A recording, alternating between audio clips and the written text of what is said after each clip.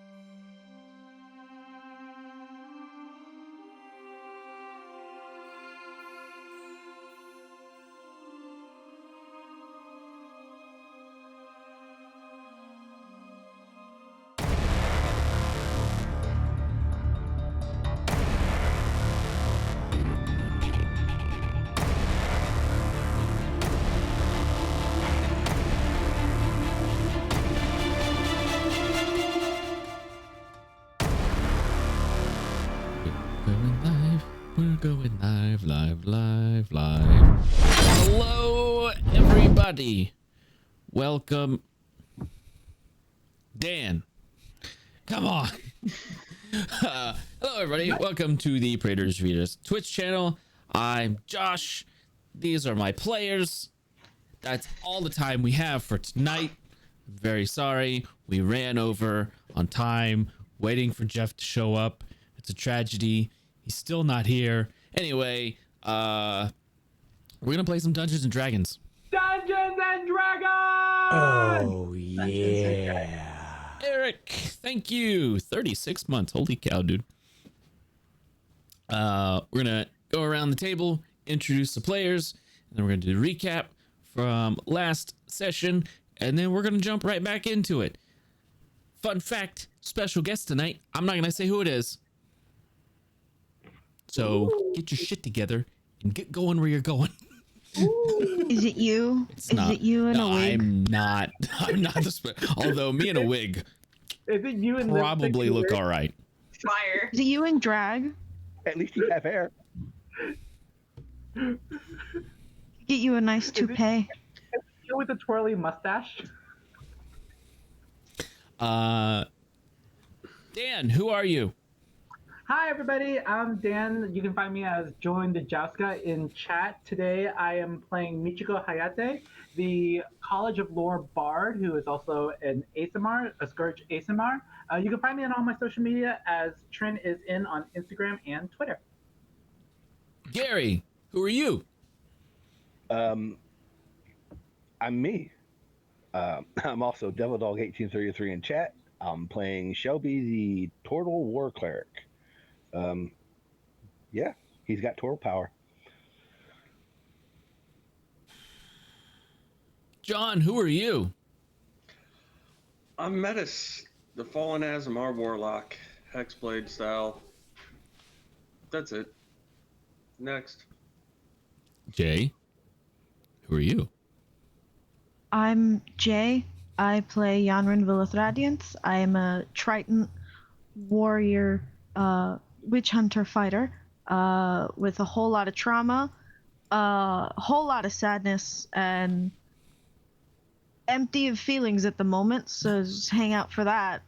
I'm Jay. You can find me in chat and all social media as at the Yellow Cubes. You know, I do stuff. I stream on a different channel, but that's for later. I'm not plugging that right now. Okay, goodbye. That's it. That's all I got. Kirsten, who are you? I'm Kirsten. I am playing the Tiefling Rogue / Druid Cherry or Cherish, whatever. I'm an artist. You can find me on social media at Myriad_X. I am mostly active on Twitter and TikTok. And you can also find me playing in the Friday and Saturday games. Everywhere. Everywhere. All right. Well, on to the recap from last week. Dan, I know you're there. We're just gonna wait here until you come back. Stop playing, Dan. Start taking experience points away from Michiko. Why would you do that? You can either earn them or lose them. Dude, that was not part of the bargain. I'm the We D. got to volunteer. I'm not volunteering. Because Dan. I honestly don't remember what happened. Dan, do not mess with DM Daddy. He will spank you. I mean, don't threaten me with a good time, but that's besides the point. I never threaten people with a good time. I only make promises. Honestly, I forgot what we did last week. We talked to a dragon. From Michiko's point of view. Yes. We talked to a dragon. And we found some stuff. I actually took notes. I do have notes. That's good. Maybe you should pull those up. White dragon. Okay. Oh. We spoke with Tuldroil, the ancient white dragon. And after we freed him from the frost giants, and he it was a little bit tense at first, and after speaking with him, I remembered that this white dragon may actually be Tuldroil, the ancient white dragon who long ago was imprisoned by a group of adventurers at the Winter Gate. He was a tyrant who ruled with an iron fist.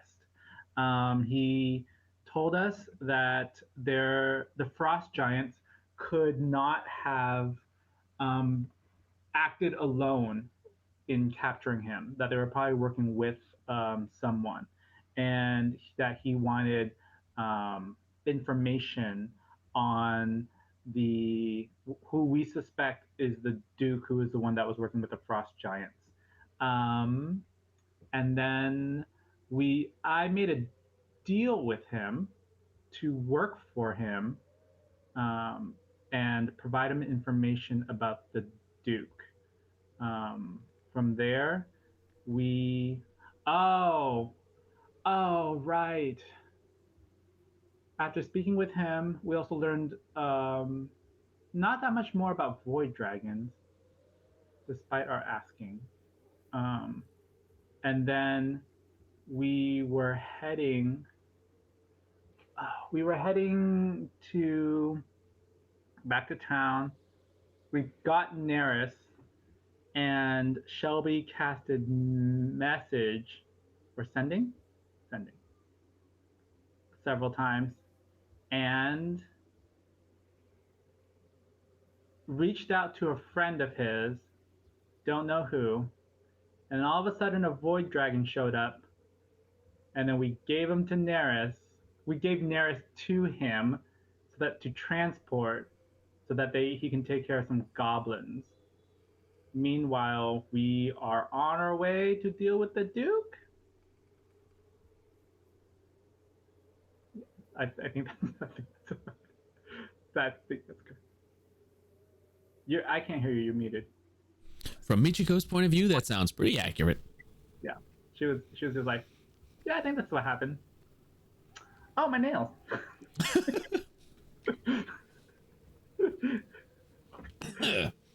All right. Well,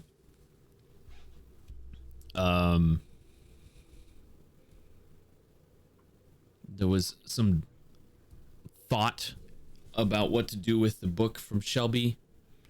He was going to banish the book that Davros had problems with. Oh, Davros got cursed, didn't he? Kind of. But the spell only works on creatures, so here, have some experience, Michiko, since you did the recap. I feel dirty. I feel dirty, forced to perform against my will. Ugh. This is what makes you dirty? You're a Not bard. the other million things you've done? Yep. Yep. This is my line. Michiko, you're a bard. Get used to it.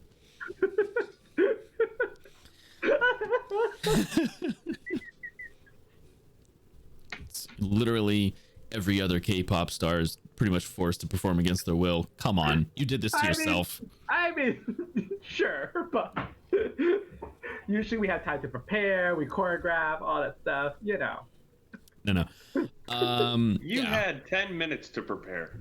No, I did not. So you guys are heading north. The snow is very deep. Tuldroil has let you know that he's going to be staying in that cave.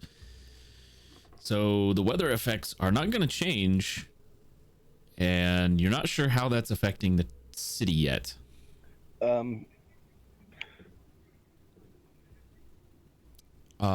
Is it packed snow, or are we sinking in pretty deep, or what? You're only sinking in about 6 inches or so, so technically this is difficult terrain, but like there's so much of it that it's packed down. Okay. So we've already had a rest to where I'm recharged and all that stuff, right?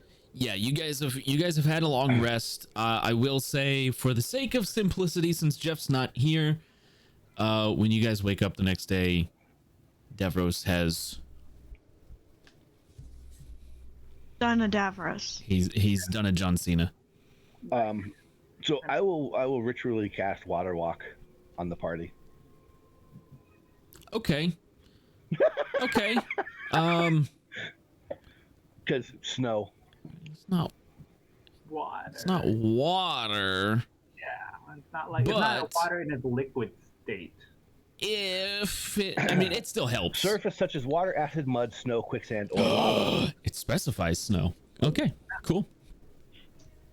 Well, in that case, No longer difficult terrain. yeah, it's no longer an difficult hour. terrain. Well, I mean, I can cast it again every hour. ritually cast it every hour, so you have to take. Yep.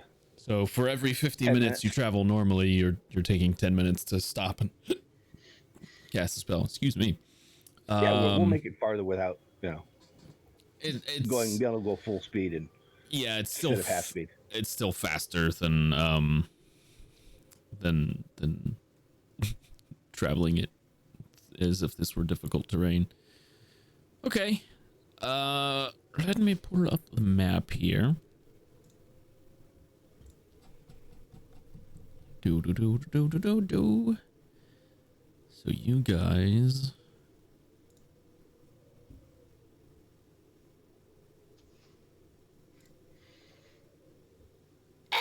Look out for the trap. Francis, thank you for that trap card. Wow, we actually heard it. That was Zeke too. I love it. Let's see. Oh man. Okay. Let's Oh, we're so screwed. There's no Davros. If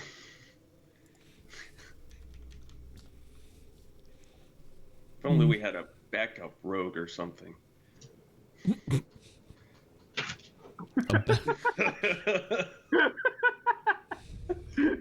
I think people forget Cherry is primarily a rogue because I never play her as a rogue. Yeah. It was either that or a random. Wow. Look at how good you hit him. You hit him real good. Good job. Not being sarcastic. No, really. You hit him real good. Oh Jesus.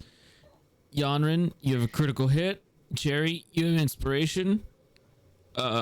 Gary, you won the inspo for the beginning of the session. So you guys keep track of your shit. Let's see. Trap card.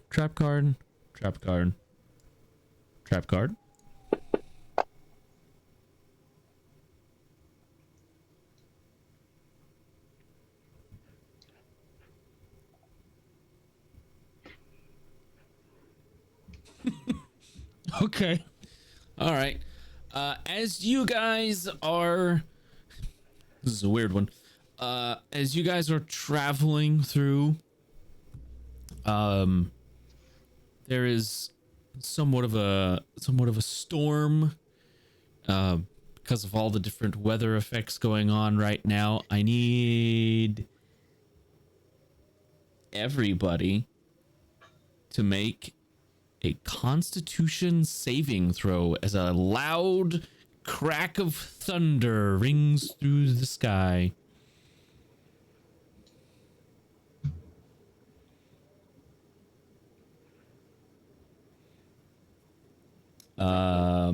Yanrin and Cherry,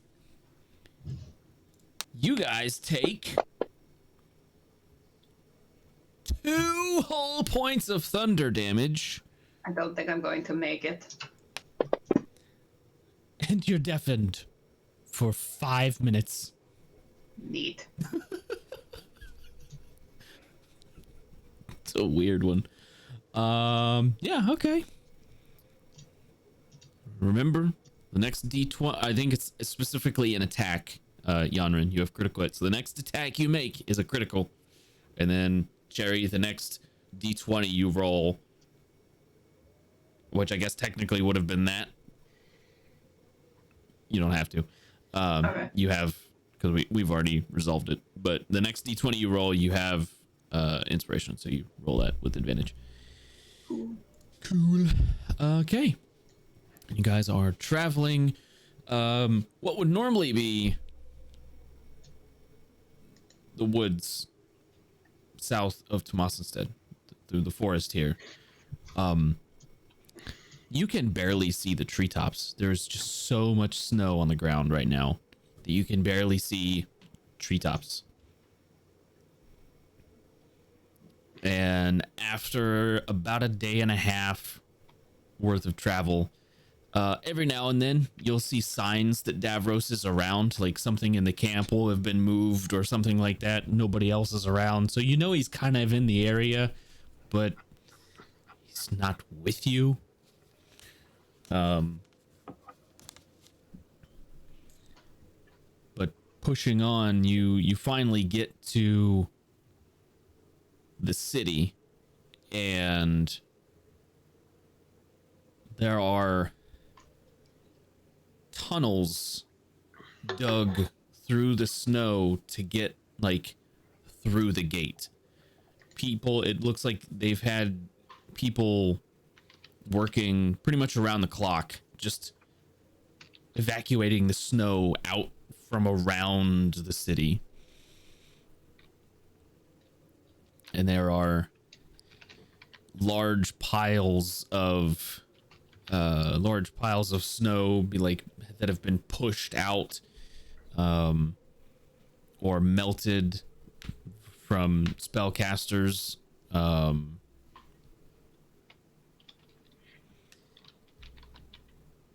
And there are fires burning in the city, like big bonfires, but they're clearly controlled, but it looks like they're like some of these bonfires are just collapsed buildings. Like some of the buildings in the town have been destroyed so that they can burn them for warmth. It's just so cold.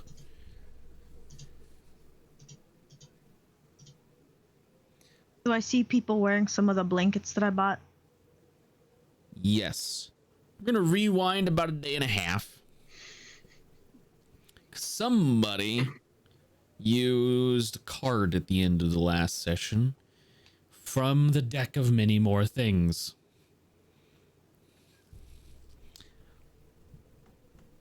Metis.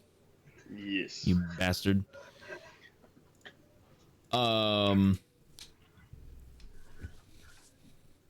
You asked the question while focusing on the Vizier card.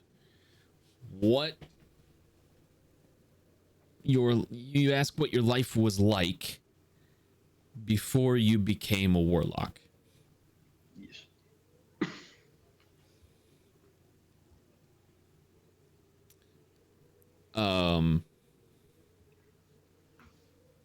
A voice in your head, so nobody else hears this. The bell. A voice in your head that you recognize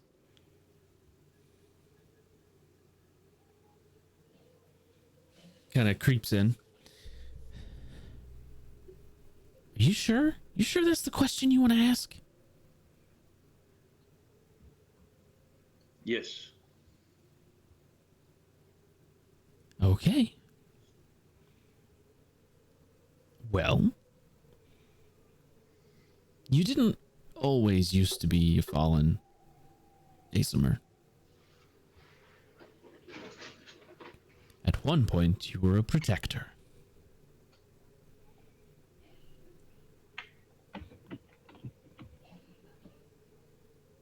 You are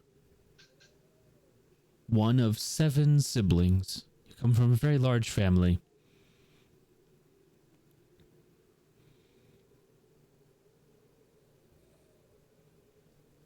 You had a twin.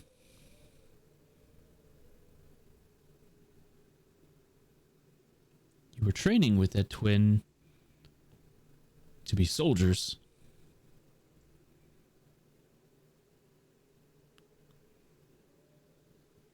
Your name was different back then, too. Are you sure you want to know? Yes. Definitely want to know. Mordecai.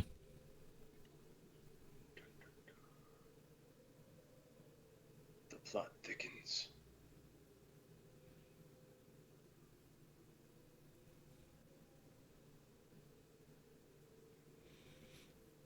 You made a deal with somebody.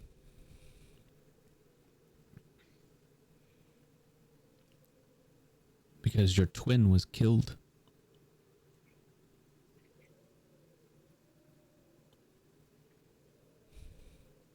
You know how twins are, the bond between them, blah, blah, blah, blah, blah. You were grief-stricken. Oh, my heart. You wanted some way to bring him back.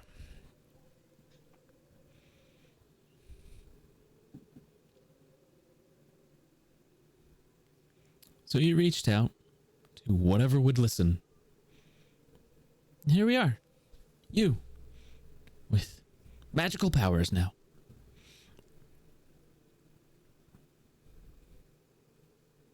The deal with this being pretty much made you forget, you know, everything about why you made the deal in the first place. But hey, who cares, right?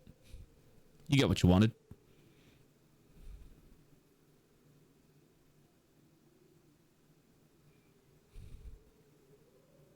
Right.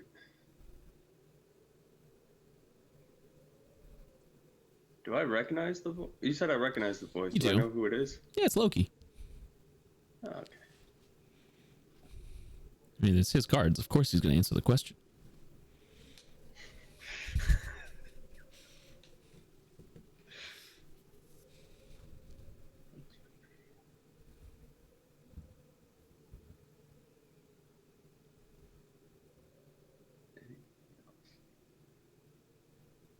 Who? What?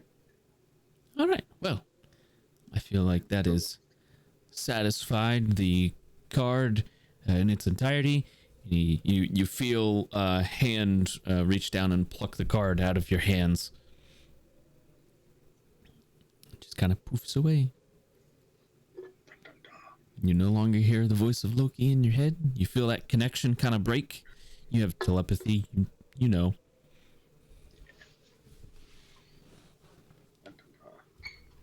Metis's brain is just broken for the next several days of traveling. Which explains why he didn't do any talking for the day and a half it took to get to Thomasinstead. And Shelby notices, and he's gonna kind of make sure the drool is not getting frozen to his chin. Okay. Okay.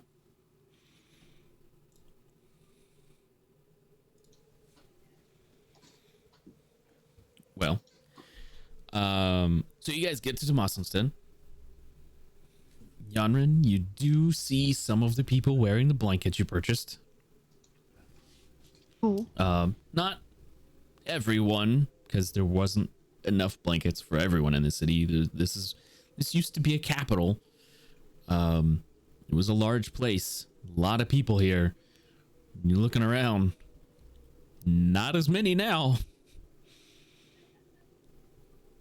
Alright. You guys make perception checks for me, because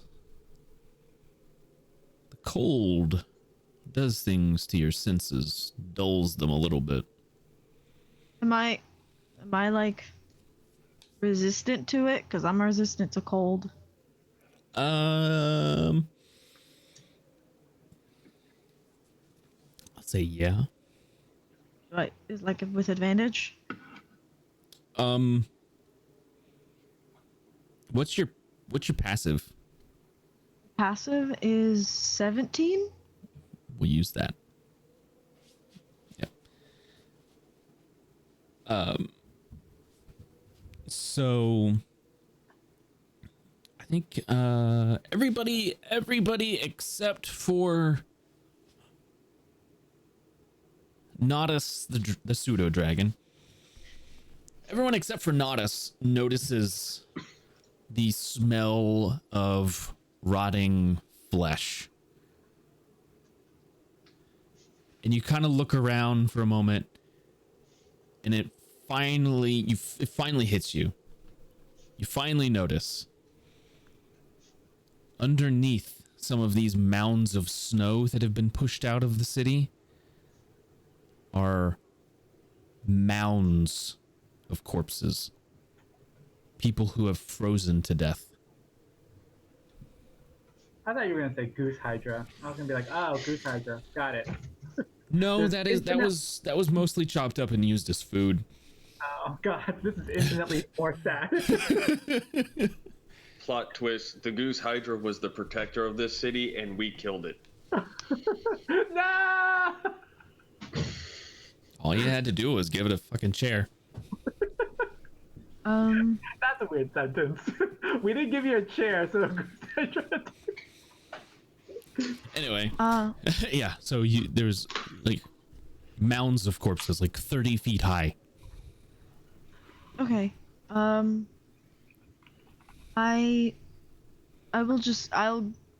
won't acknowledge anyone in the party, and I'll just go straight to the tavern. Okay. Do the rest of you follow Yanrin, or what are you guys doing? Yes, I will also go to the tavern. I'm gonna take a minute at this, I guess, large mound of frozen dead corpses. And Okay. there. Tavern. All right. Nobody else cares about the dead people. Cool. They're I said nobody else. Just Michiko. Michiko's the only one. Yeah, no, she needs to talk to some people. So. At the the dead frozen popsicles. Okay. No, So Shelby, Metis, Yanrin, Cherry, you guys head through the city to get to your tavern. Michiko, since you're alone, we'll deal with you first. What are you doing? So she is looking around in like a sense of just overwhelming sadness at the current situation. Are there just people around? Like, what are the people? What are the people around doing? Are some people like dumping more frozen corpses on? Are people weeping? Is that like what is? There's nobody here like standing next to this that's not, at least that you've noticed so far, that isn't basically putting more bodies onto the pile. Okay. There's a couple individuals like dressed in like city guard uniforms but aren't carrying weapons, so you imagine these have been like commissioned by the city to just carry people outside who have died. Okay. Let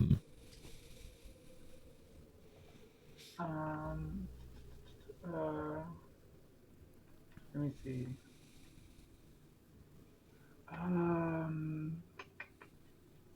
Okay, I will go ahead and I'm gonna go talk to a guard. And Okay. say, like what has, excuse me, what has happened? What's happening here? What's going on? He kind of looks at you and looks around. And he's like, have you not been here for the past few weeks? No, I haven't. Do you see the height of the snow is basically at the wall, at the top of the wall here? People are dying, they're freezing to death. We don't have enough fuel to burn to keep people warm. We're tearing buildings down just to burn. What is the Duke doing about all of this? You're looking at it. I thought he'd sent some people out to deal with the problem, but they never came back.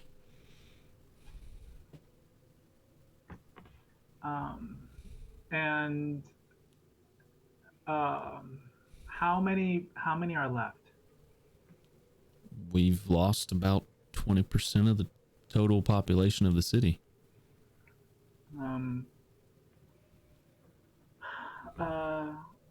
Okay. Now this mound corpses that is in the city, like if there was not a lot of snow, where would it be? Is it like near the harbor of the like city, or is it I see what you're smack asking. dab right? What? I see what you're asking. Like is smack dab right in the middle of the city, or like um You would be looking.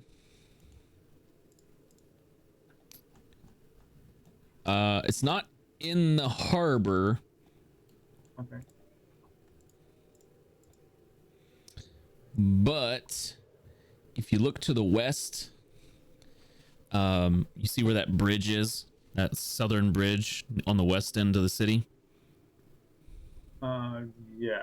Right. The one, not the one next to the green square, right? The one south of that. The very southern bridge. Yep. Yeah. Okay, the very southern bridge. Yeah. Okay. I'm gonna say in order to get over that river there. Well, it's all frozen now, so I guess technically you could have just walked over. But the bridge there, if you go a little bit south, where the entrance gate is into the city, where that barracks are, kind of in that area, that southern end of the map there. Okay. And the bodies that they're burning. Oh, they're not right? burning them. They're just stacking. They're just frozen stacking them, frozen bodies. Okay. The smell of burning flesh. Rotting flesh. Oh, rotting. Okay, so it's Yeah. not raw. Yeah, they're not burning the bodies. They haven't resorted to using their dead as fuel to stay warm just yet. Yeah. Okay. But you imagine that they're not burning them yet for a reason. Yeah. Okay. Yeah, she's just What did you roll on your check here? my perception was 23. You do see, like, in this pile, it's not just people. There's livestock mixed in with this. Okay.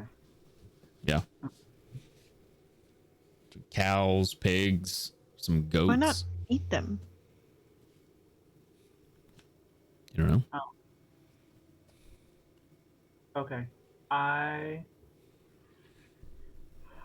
think I want to go see if I can try to talk to the Duke. So yeah, I think I'm gonna. Yeah, I'm gonna try to arrange a meeting with the Duke. I'm gonna stop by the tavern first to meet up with everyone, but I want to try to. I'll let this guy know that like I should say Duff's in the house. what? Duff's here. Uh, Oh no. Yeah, I will go ahead and let the guard know that where's the Duke? Where's the Duke? I would like to arrange a meeting with him so that we can figure out this mess.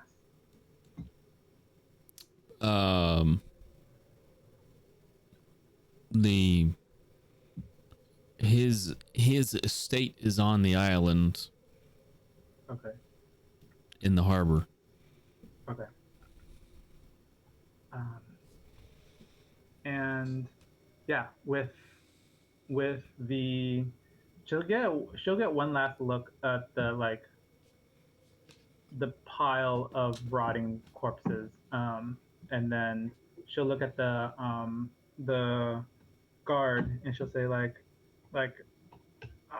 we'll fix this. We'll find a way to fix this, and then she will then head off to the tavern.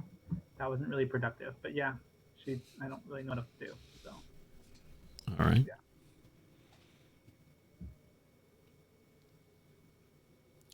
So you're probably, I don't know, maybe 5 minutes behind the rest of the party. Yeah. Yeah. She would also need a moment to be just kind of like contemplating, like this. So I would say a good 15 minutes behind the party. Yeah. Okay. Because she's taking a moment of silence for all the dead corpses that have fallen because the white dragon is still here. So as you guys are moving through the city, you kind of get an idea for how dire the situation here really is.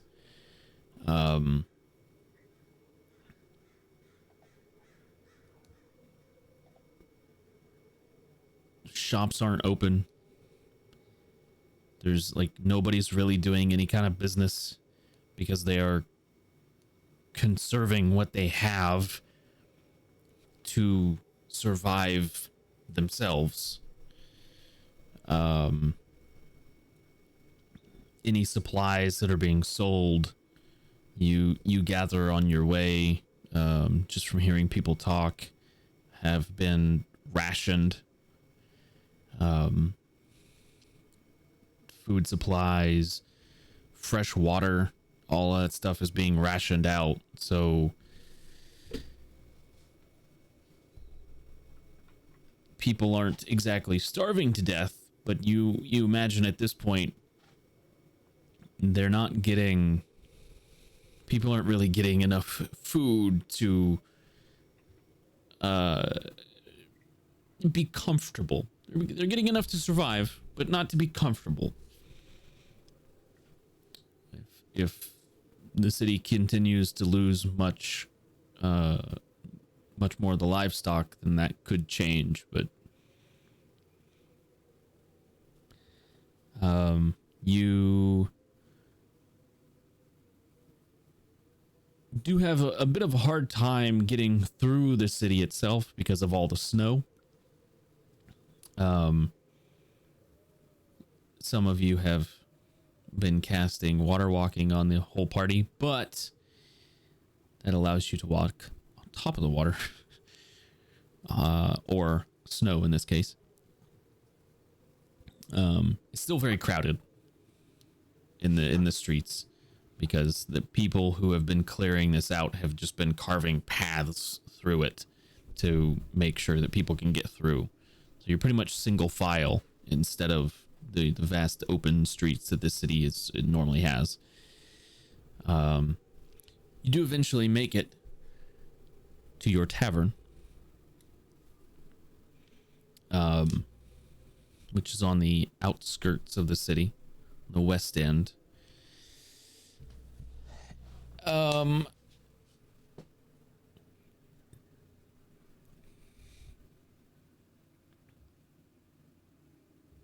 There is a single light that you can see coming from what looks like the office, like what would be Yanran's office. There's a single like candle flickering in there, but other than that you don't see any other like fires burning in the place. You don't see anything. Okay, well, I'm just gonna open the door to my tavern. Yeah. Or the tavern, I guess. Again, there's no fires burning. Fireplace is cold. There's none of the torches are lit, so it's kind of dark in here, but you have dark vision, so it doesn't really affect you a whole lot. There are a couple of people inside. There's a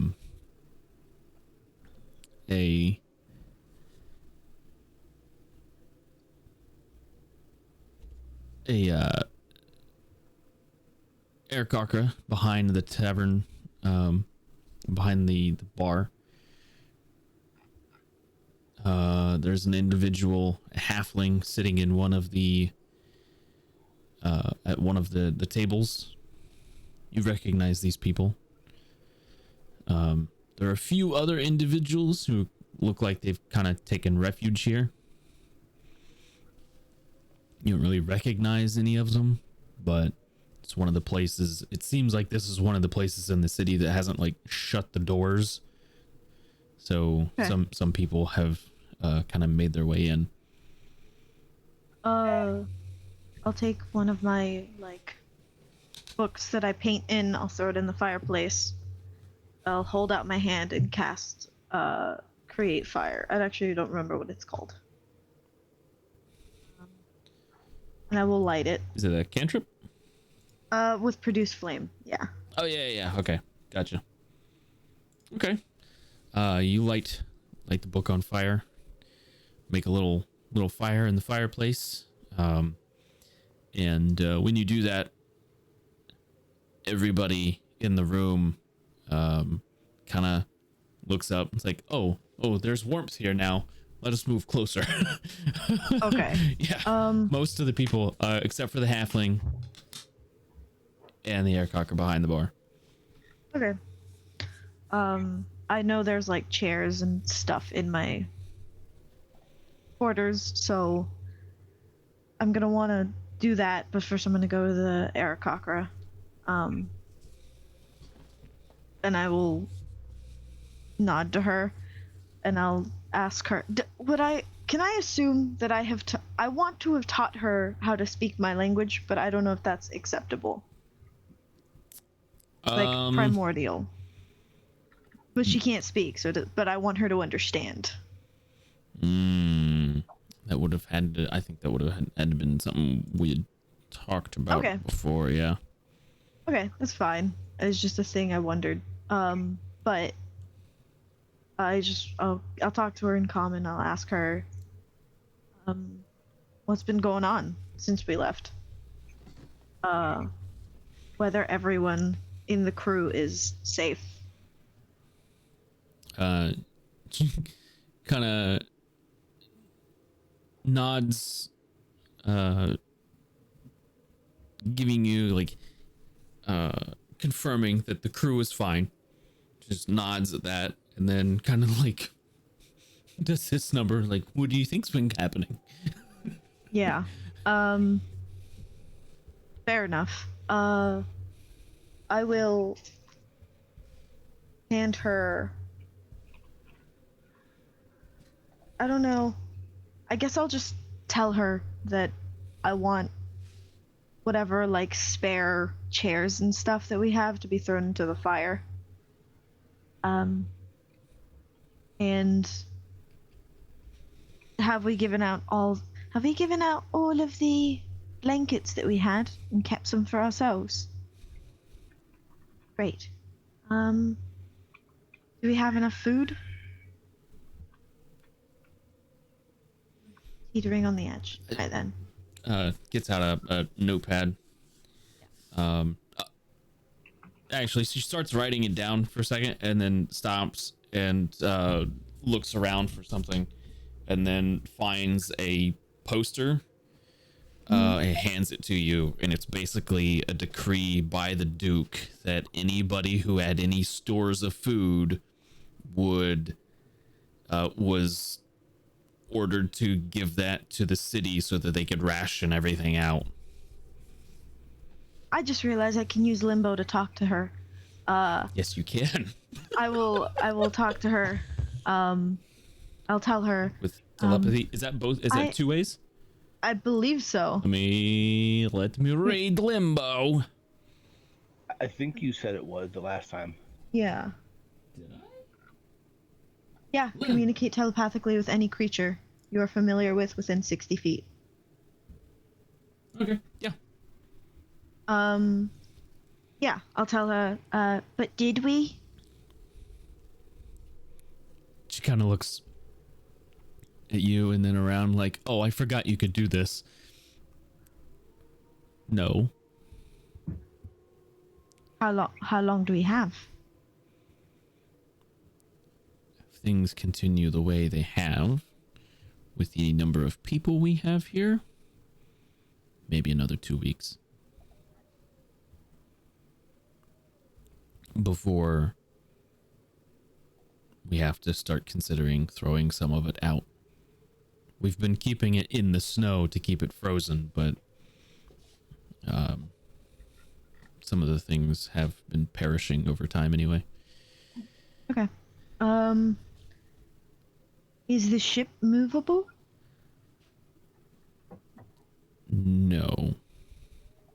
Okay. Ship is pretty much any ship that was in the harbor or the surrounding area is encased in ice. Okay. Which probably means there's going to be some repair work that we need to do when all this melts.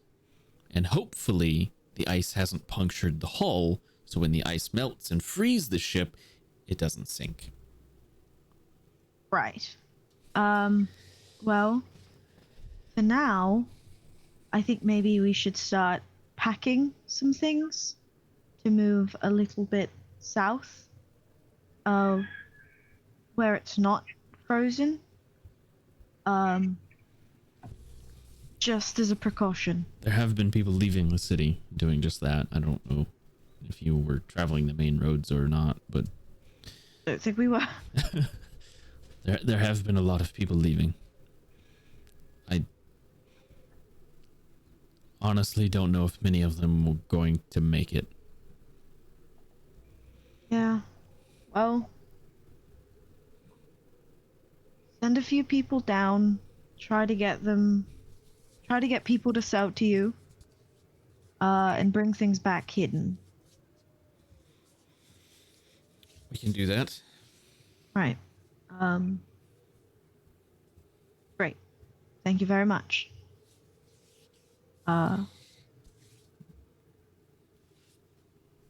Yeah. There was Yes? there was somebody looking for all of you.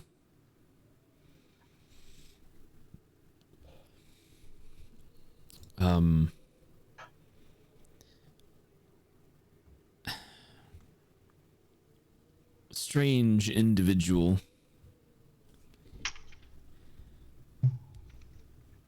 Elaborate. We've met many. Kind of smelled like brimstone.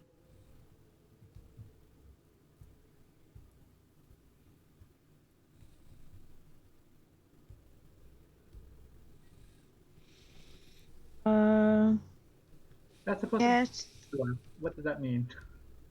Care to tell us? What do they look like?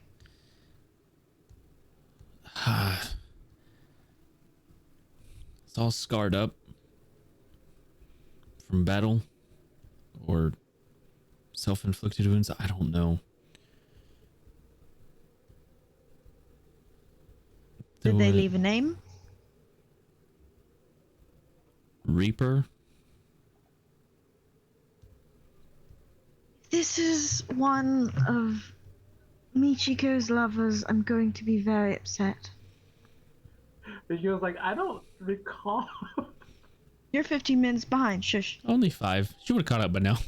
She said 15. I said And 5. this conversation is telepathic. It is. And this conversation is telepathic. I really just forgot everybody. That name is supposed to mean something. So his name was Reaper. I'm not sure where he's went. Said he'd stick around the city until he got back. Mean? To the point. I like it. Well, for now, you respond to me and Shelby, and me and Shelby alone. I have plans, and I have things that I wish to do, and I don't want to involve Davros, Michiko, Metis, or Cherry.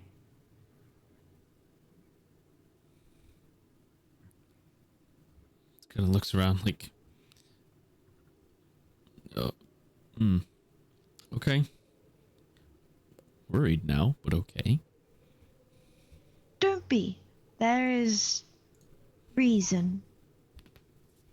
But for now, the only people we can trust, the only person we can trust, is Shelby. As much as I hate him for being pious, he is pious and devoted. To a point. He's a very strange man. But it is what it is.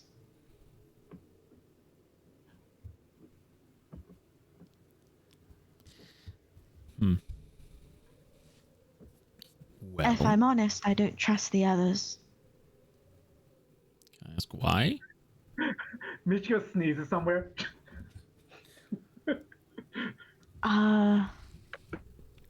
Just things that have happened, or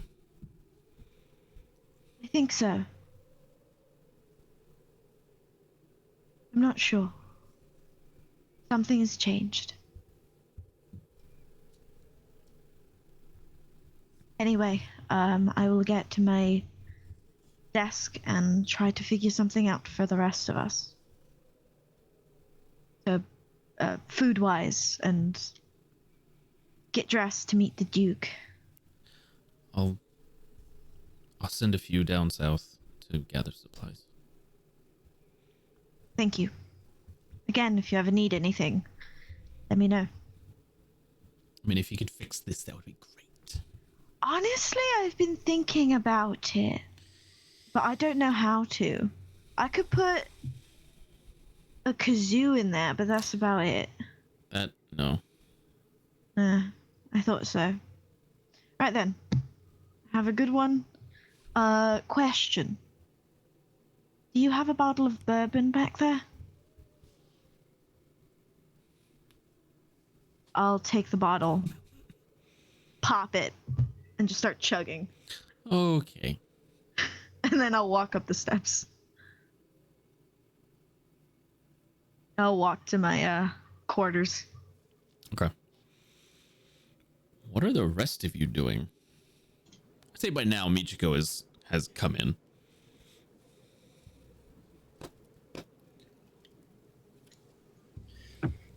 Trying to convince the bartender to give me a bottle of whiskey.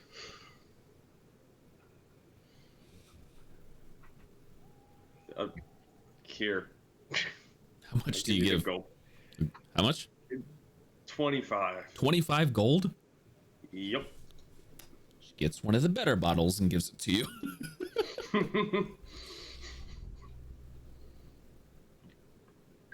I am going to. Jeff is on his way. Nice of him to join us. I'm gonna cast Goodberry. Ooh. How many does it make? 10. 10 And I'm gonna berries. hand it to everyone in the bar. Now we've actually had rests, right? So I can mess with my spell list. Well, Yes, you mess with my can. spell list. Yeah. Okay. I will walk over to a table and cast create food and water. Wow. Wow.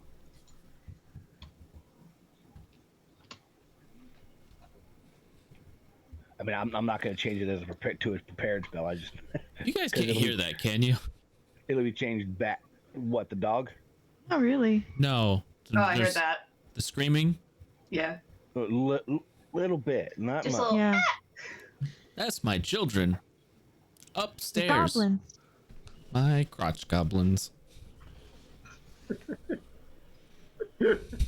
can't get over the fact that you call them crash cops. It's what they are. Is he wrong, Mo?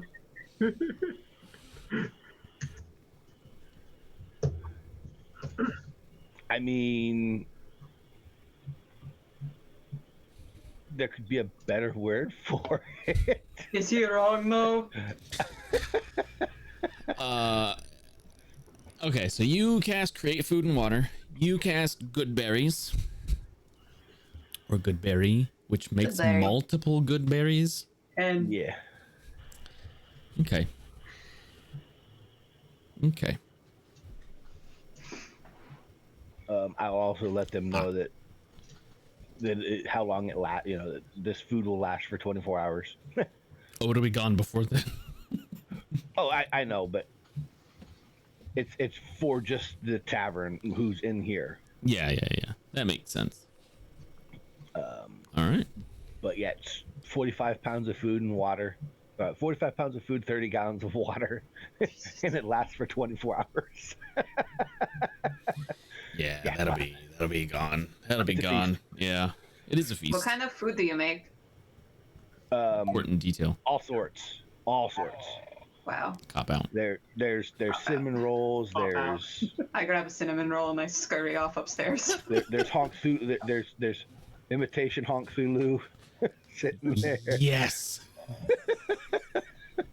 You know, honk Thulu stew. Any honk bacon? Sure, there'll be honk bacon. I'm just grabbing a fist of the bacon, drinking the bottle of whiskey, eating the bacon, drinking the whiskey. At least you're not drinking the bacon and eating the whiskey. I haven't had that much whiskey yet.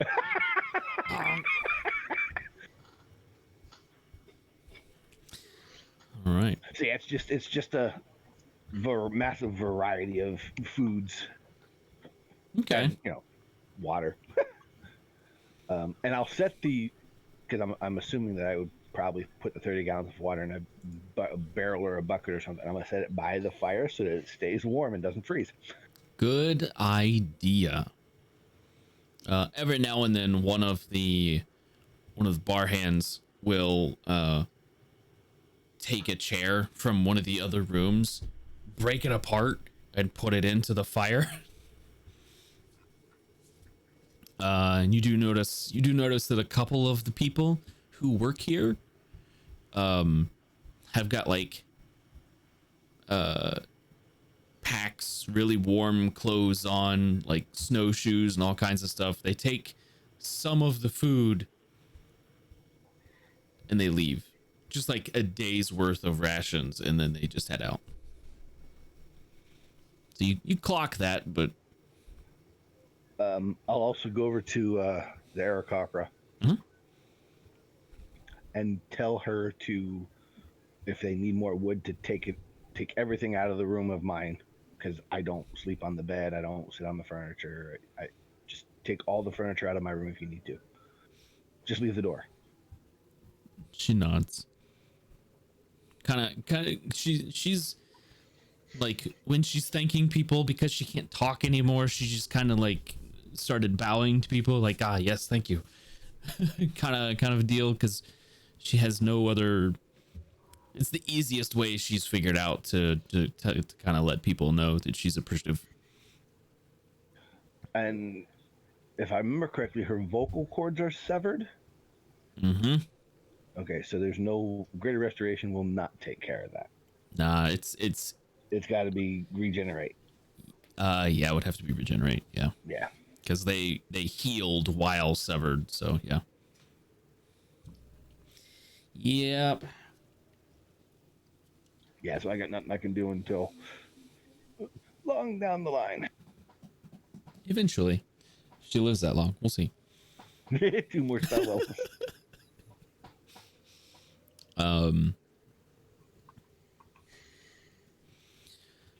As you guys are talking,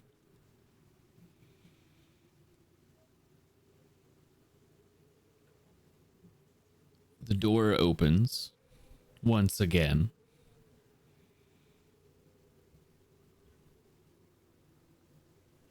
And the smell of brimstone fills the tavern.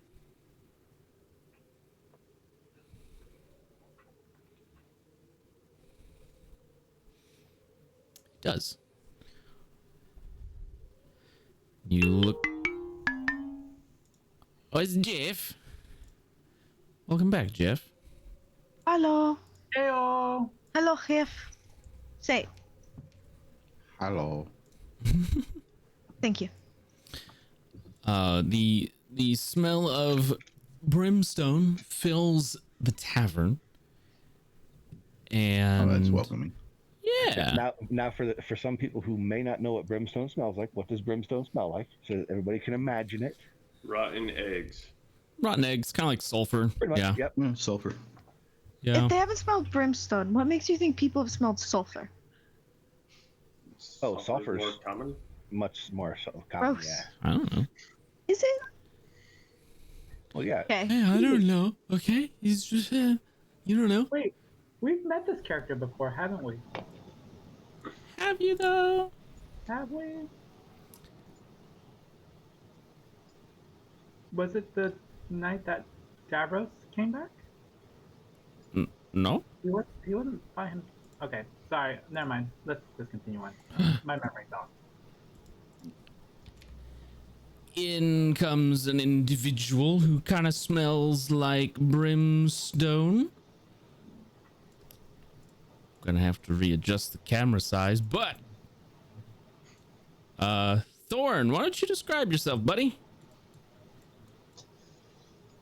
Okay. In walks an individual. He is a decently tall man. Has a. What's he have? It's been a while since I've looked at this character sheet. It's been a bit. He has a pair of arms on his waist, one on each side.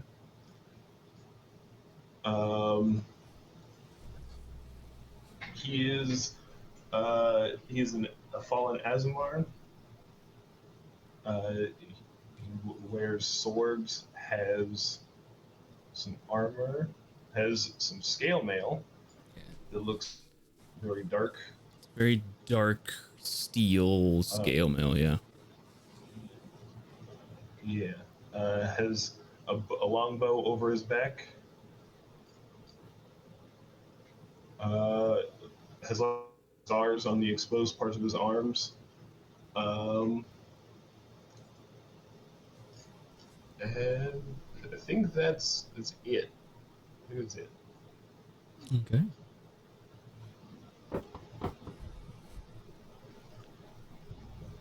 Hi, Thorn. Hello, it's me. What's up? He walks in and he just looks around and says, "Who is in charge?" A very drunken meta says, "Your mama."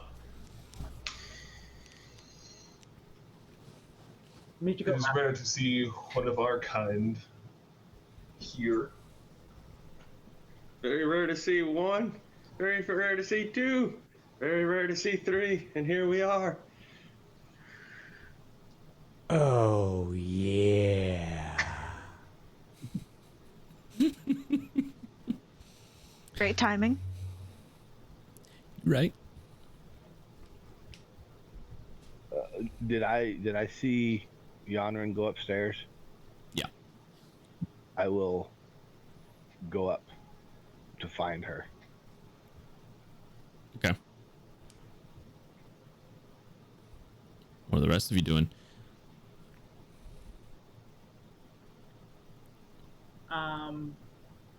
Sorry.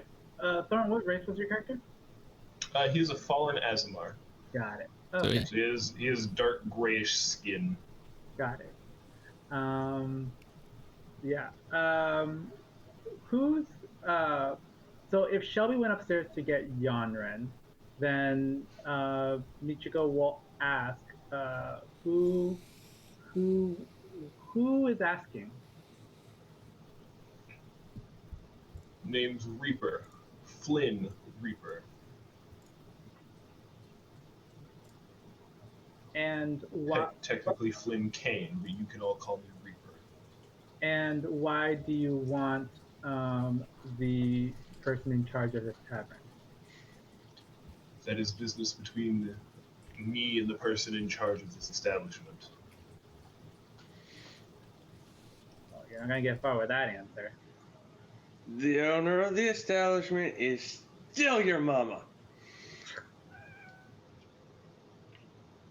Incorrect. Has Shelby come down with Yonren yet?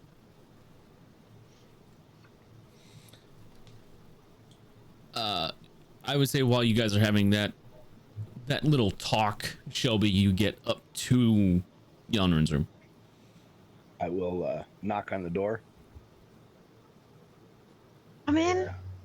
I'll open the door, walk in, close the door, and lean up against it. There's a stinky guy downstairs. He smells like old farts. Oh, gross. Yeah. Do you want He's looking for the owner of the establishment. I guess that would be you. Wouldn't that be you and Cherry as well? Well, yeah, but I mean, we're all the owners, so I mean, I figured you might want to come down and, Right. join the conversation. Yanran will kick the bottle that she was drinking behind, like under her bed, and Nobody hide the knows where the alcohol's at. will hide the crumpled pictures of Davros stuff into, like, also kick it under her bed and walk out. She was just taking off her jacket, and she's just like, pops it back on, buttons it, heads downstairs. And I will follow back behind, going down too. All right. You guys get down to the main lobby, the big room in your tavern, and Michiko and Reaper are having a talk about something. Davros, I'm gonna say you are here. You're in this room. Nobody seems to have noticed you. You're just sitting down at one of the tables. You're just so sneaky. Nobody knows you're there. I'm very sneaky. You're like in the shadowy corner of the tavern, just sitting there, paying attention, listening to everything that's going on, or not. He's a sneaky boy. Guarding the still liquid water in the barrel. He's a sneaky snake. Snack is snack. Make a snack. So yeah, you guys get downstairs. I will be dramatic about it and click my heels up against the wooden stairs as I clamber down. It sounds fun, and I'm a little drunk, so. All right. I have a hand ready to grab her in case she starts to fall. I will say that those of you who are paying attention, Yonrin's first mate behind the bar does have her hand like under the bar. Oh, she did that to me. Yeah, So, she's ready to grab that scimitar if she needs to. Michiko I love her. that because she's like, oh, she did that to me. I love her so much. She's the best. She's always ready. Clickety clickety roll, dude. What are you guys doing?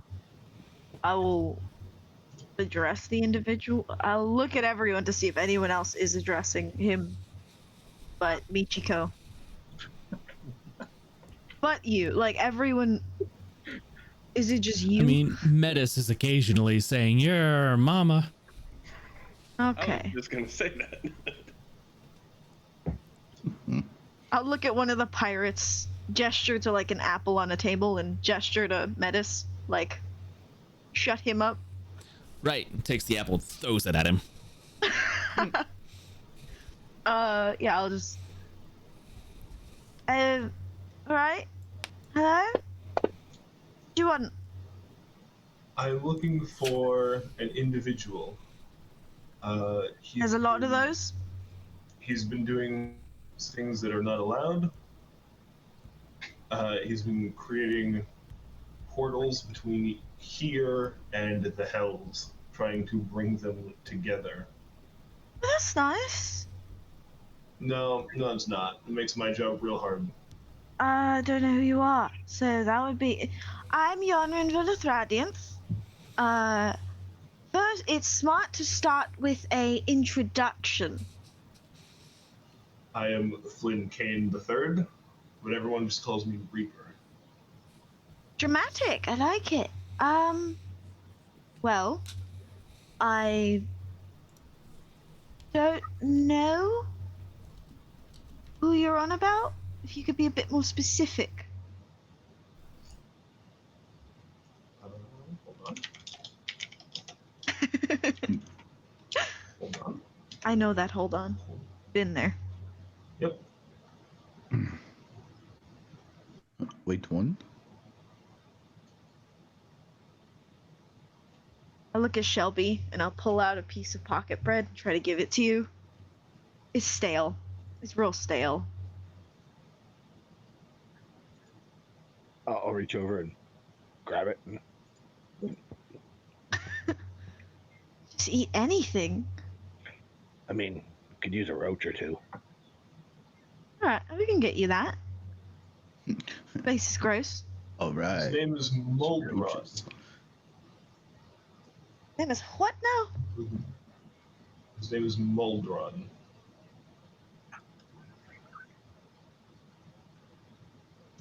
That's the Duke. Yeah.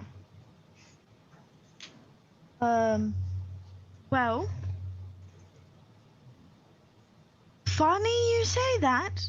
I'll look to Shelby. I'm a little bit drunk and this is new, so should I tell him that it's the Duke? Do you say it like while turned around but still in front of him? Like turned around. I mean, we gotta take care of him one way or another. Fair. Also, who sent you? I did. Wait, you travel between the hells? Yes, I do so frequently. How do you do that? That's why you smell like old farts. I have a pact with the Void Dragons that allows me to do so.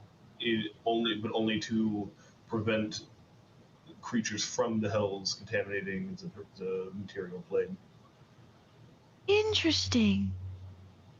Right then. Well, we're planning on seeing him later. If you're in a bit, if you're interested in joining. Very well, I shall tag along. Have a bit of food or drink if you'd like.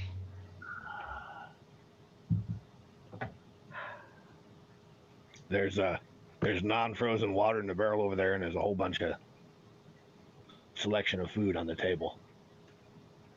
Hi. I see.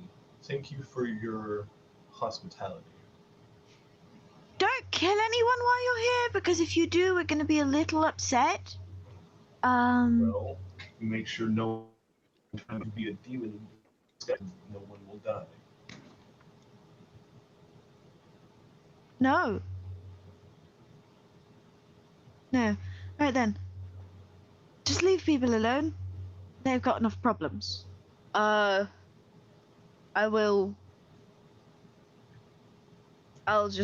look at the Arakakra. I'll look at Isabel and go, I'm gonna go change into my armor. I will be back. I'll head upstairs again. And then come back down with my armor on.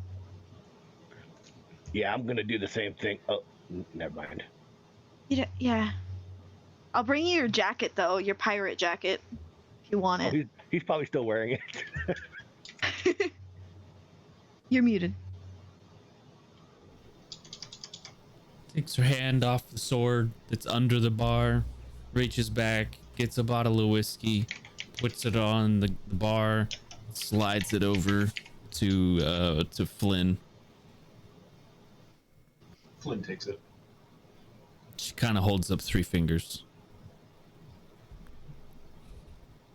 I watch to see if, as he's drinking, if it lights on fire. Flynn reaches into a pocket and pulls out 5. And sets them down. Kind of nods over at Yanran, and Shelby's like, "Oh, I like this guy." Pockets it. Reaper, you said you have a pact with the Void Dragons, allowing you to travel between planes if you keep what at bay? The demons, like her, but more. Okay. Like who? He points at the tiefling. She's not a demon. No, Wait, what? she's not. Random. She is descended from them. I'm not downstairs. Oh, you're not? Never mind. Never At mind. that point, Cherry Ignore comes that. downstairs and she's like, I'm sorry, I was pooping. What happened? Why does it smell like farts down here? Because like that was your poops. That's because of your poops. Thank you, shark bait. Would explain a lot. Shark, but yeah, I saw that. Let me pull this up here. For your mama too. It lingers. Linger longer. The brimstone or your mama thing? Both.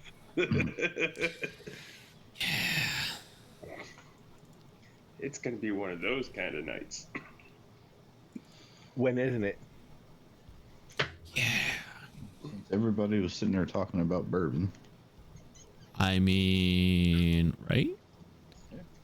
Let's see here. My bottle's empty. Rip. All right, Metis. Mine's still here. Roll a percentile.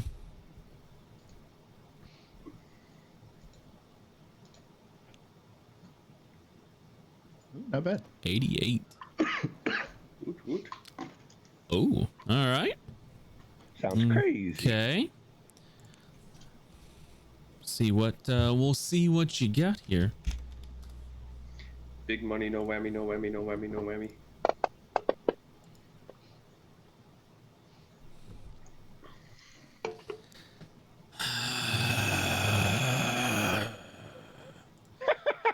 The deck of many more things. No, I don't think you can actually use this. I don't think it's on your I don't think it's on your spell list. I was gonna say if you ended up getting Hammer of Thunderbolts again, I was gonna be like, "Are you serious?" I don't. I think I'm gonna have to re-roll that because I don't think you can use it. Yeah. Warlock spell lists Is are it- really tiny. Yeah. Hold on, let me check my spell list. Oh, Yeah. disregard.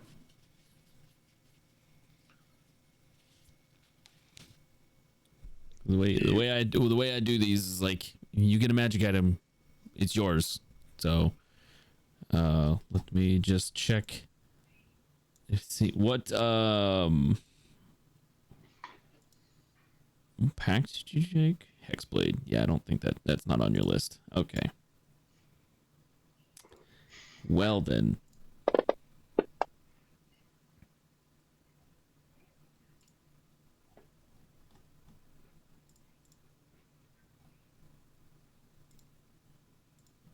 Are all of these just Do you want me to cleric re-roll? spells?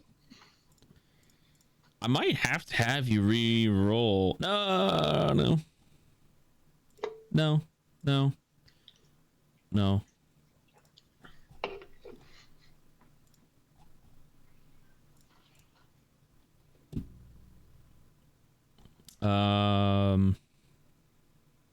Oh, yeah. Tombstone. Thank you for the subscription. 31 months, man.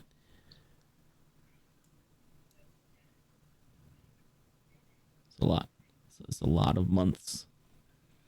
You have oh man, it was you can read it anyway. In your inventory should be at the top, maybe. Yeah. Scroll? Yeah. Yeah. That's what you got. Awesome. Shark bait, scroll of etherealness. That's what you gave him. It's pretty good for a warlock who can't cast that high level of a spell. Because it's a level 7. It's real good. None of them cast level 7 spells yet. Well, yeah, but he never technically gets up to that high. You're He right. gets the arcane things, but Arcana. yeah. But other than that, yeah. Okay, so you guys are down in the tavern area of your house. This was like a 2-story house, right? It was like a medium house that you guys basically converted into a tavern. Yeah. Correct. So, you've kind of been talking to this individual right down here. Said he was looking for Muldron. And then we had some things happen in chat over there. We are real close to break time. If you guys want to go ahead and do that, we can go on break and come back, and then we can kick this party off in high gear. Okay. All right. All right. Okay. Yeah, break time. We shall return. We'll be right back. I was thinking if we had anything we needed to announce during no. Oh, for those of you who are subscribing and are not in any of our games, if you link your Discord account with your Twitch account, you can sign up in the Twitch sub chat for our subscriber games. Jeff's running it this week. It's the 22nd, and I don't think it's going to be streamed or recorded.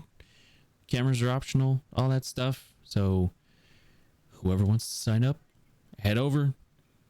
Hopefully we'll see you guys there. I know 2 people have already signed up for it, so seats are limited. Should be fun. Yeah. All right. We'll be back in about 10 minutes, maybe 5. We'll see. Okay, bye. Alright, come back, Tom. Yeah, we'll come back. No, that's not big enough either. That's more like it. We're delighted to have you with us. To add to your enjoyment, we're all wound up to bowl you over at intermission time with live wire service at our snack bar, where you'll find a tempting variety of favorite foods and beverages.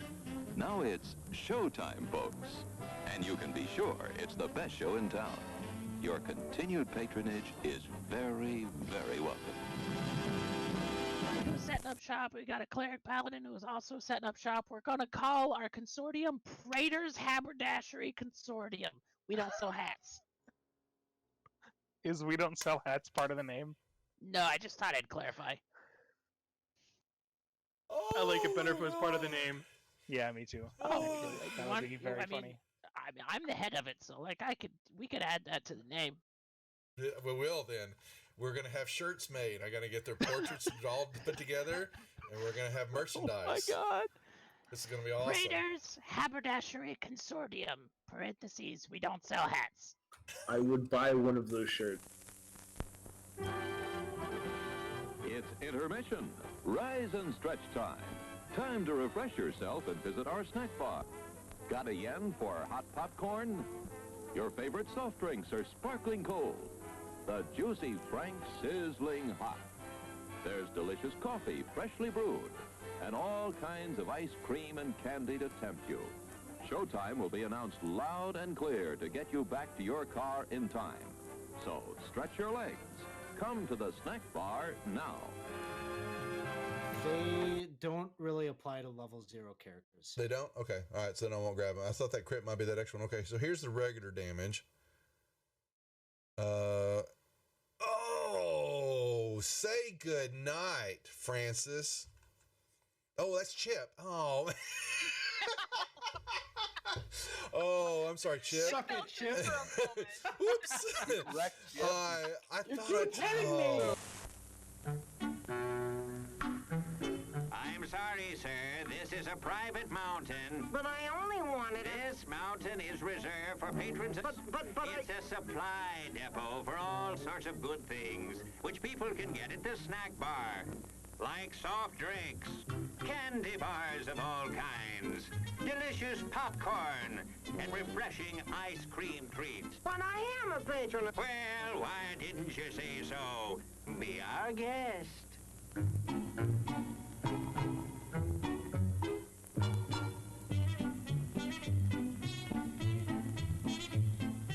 And you're kind of at a point where you can't really wedge your way in there anymore. You're like, Here, boy.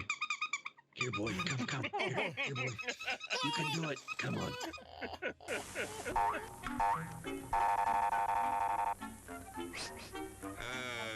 Yes, sir. May I help you? I'd like 2 of those, please. Hot dogs? Yes, sir. And 3 of those.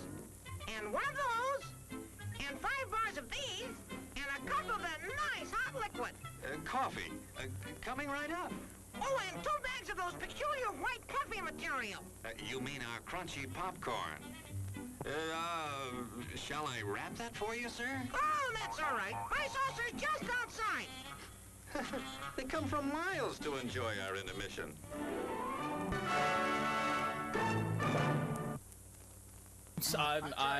I'm terribly sorry. Bjorn, you explode, and in your place is a sweet roll. Nice.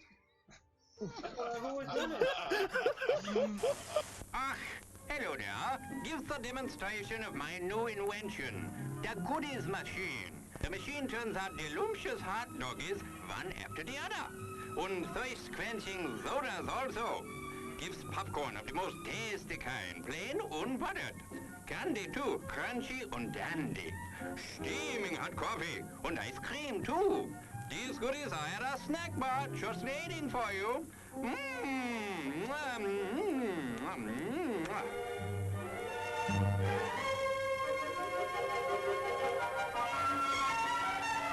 Private messenger. And do you know how to do that in Facebook? I mean, in Facebook, whatever. What the hell? What the hell? What the hell? At least Facebook is still around. Wow. Hundreds of years into the future. Hey, why mess with a good thing, Go ahead right? and clip that one, guys. You can send that one to me later, too. Thanks a lot. As everyone knows, rainbows usually have a treasure at the end. Let's follow this one and see if we can find the pot of gold. There, and I suppose you've come to claim me treasure. Well, we'd like to see the gold first. Ethan, there's better than gold in here, me lad. No, just look here, no. Candy, refreshing soft drinks, popcorn, ice cream. Well, that's some treasure, but anyone can buy luscious treats like these at the snack bar. You don't tell me. Do you suppose you could get me a job as a snack bar attendant?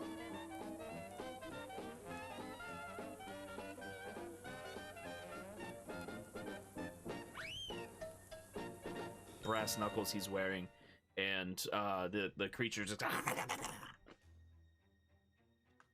How did the creature go? One more time? What? One more time? No, that was it.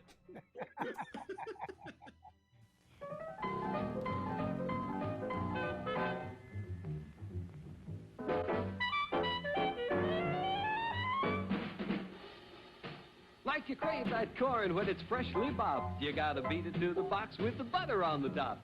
Get with it, man. Start strolling down to the sweets that set you rolling, the best in town. Our candy's real gone, if I'm understood. To all you squares, that means the confection is positively delicious. Cork that stuff.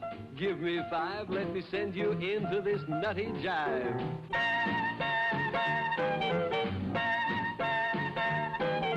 Go, man, go! It ain't very far. Shake it on down to this cool snack bar.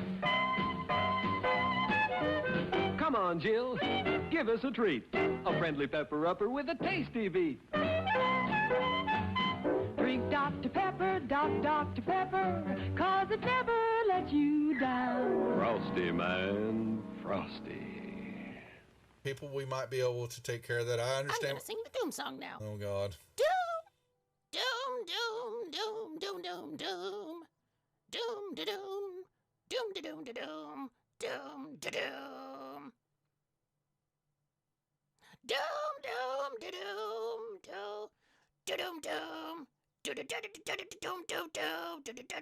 doom, doom, da doom, doom. Doomy, doomy, doomy, doom, doom, doom. The end. Music to the ears of the hungry. The sizzle of a mouth-watering hamburger. Fresh, lean beef, done to a golden brown, couched in a soft bun, and garnished to taste. Man, that's hunger heaven. And you'll feel like you're heaven sent when you get one at our refreshment stand. Happen. Let me see. Is there a deception check or a horse? Or does a horse have a Ooh, it's going for Rolling deception for a horse. Yeah, horse I has got love it. deception. So the horse goes up, and you see it.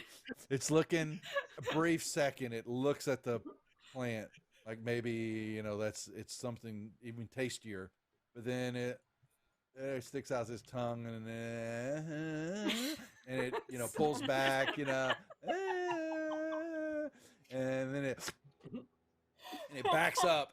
It's got the sugar cube in its mouth, and its eyes go boing, as his eyes just go, and it starts woo, and it starts bucking, and and it just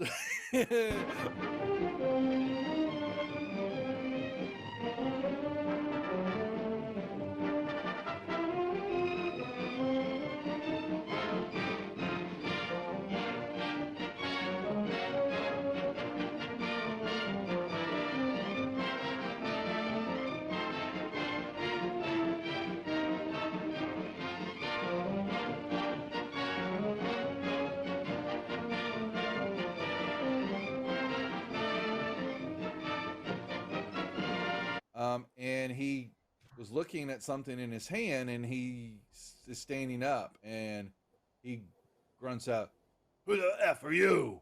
What are you doing here?" Housekeeping? Housekeeping? I'm dead. Your attention, please. All new hotshot electric in-car heaters have been installed for your comfort and convenience. Just insert heater through car window and turn on the switch. When leaving, please turn switch off and replace on speaker post. Warning, high voltage. For your own safety, do not attempt to repair or remove wires. Do not attempt to open heater unit. If you need assistance, please notify the theater box office or concession manager. She had red whelps, and skin was looking all grotesque and all that, and she let out a little bit of a mumbled roar, leveled the gun at everybody in the room there, and that was where we cut last week. So that was where we'll pick up the action now, unless there are any questions or anything else that the group would like to add. I have a question. Please ask away. What is a mumble roar? Mumble roar. Uh-huh. Settle back now, content, comfortable, well-fed, and ready for some fine entertainment. Is everybody happy? Then let's go.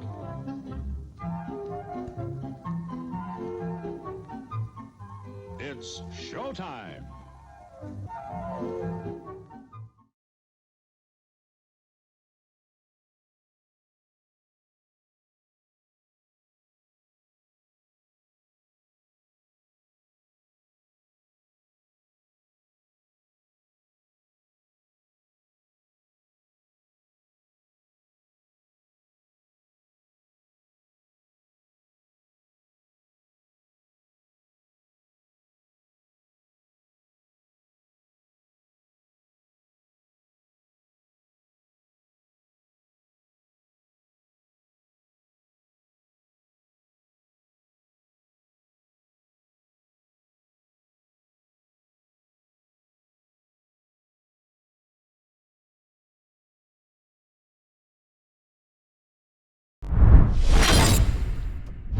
And we're back. We are back. Well, kind of. We're missing a person. There he is. Yeah. They were here the whole time. I was getting water. A likely story. Anyway, you guys are trying to meet with Le Duke. He's French now. Deal with it. I will not. Le Duke.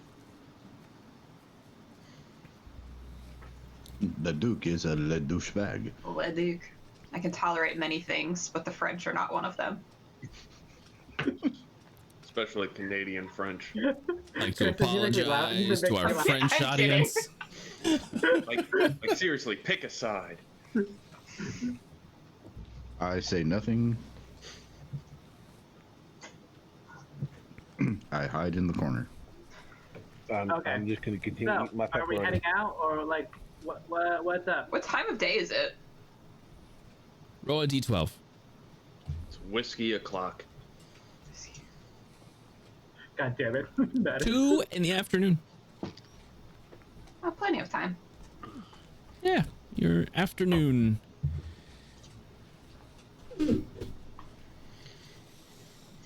Okay. It's Are we raining. heading out? Yeah, what are you doing? Team? Yes? Yes. Okay. Let's go. Let's go talk to a duke. A duke or I will look at Shelby first.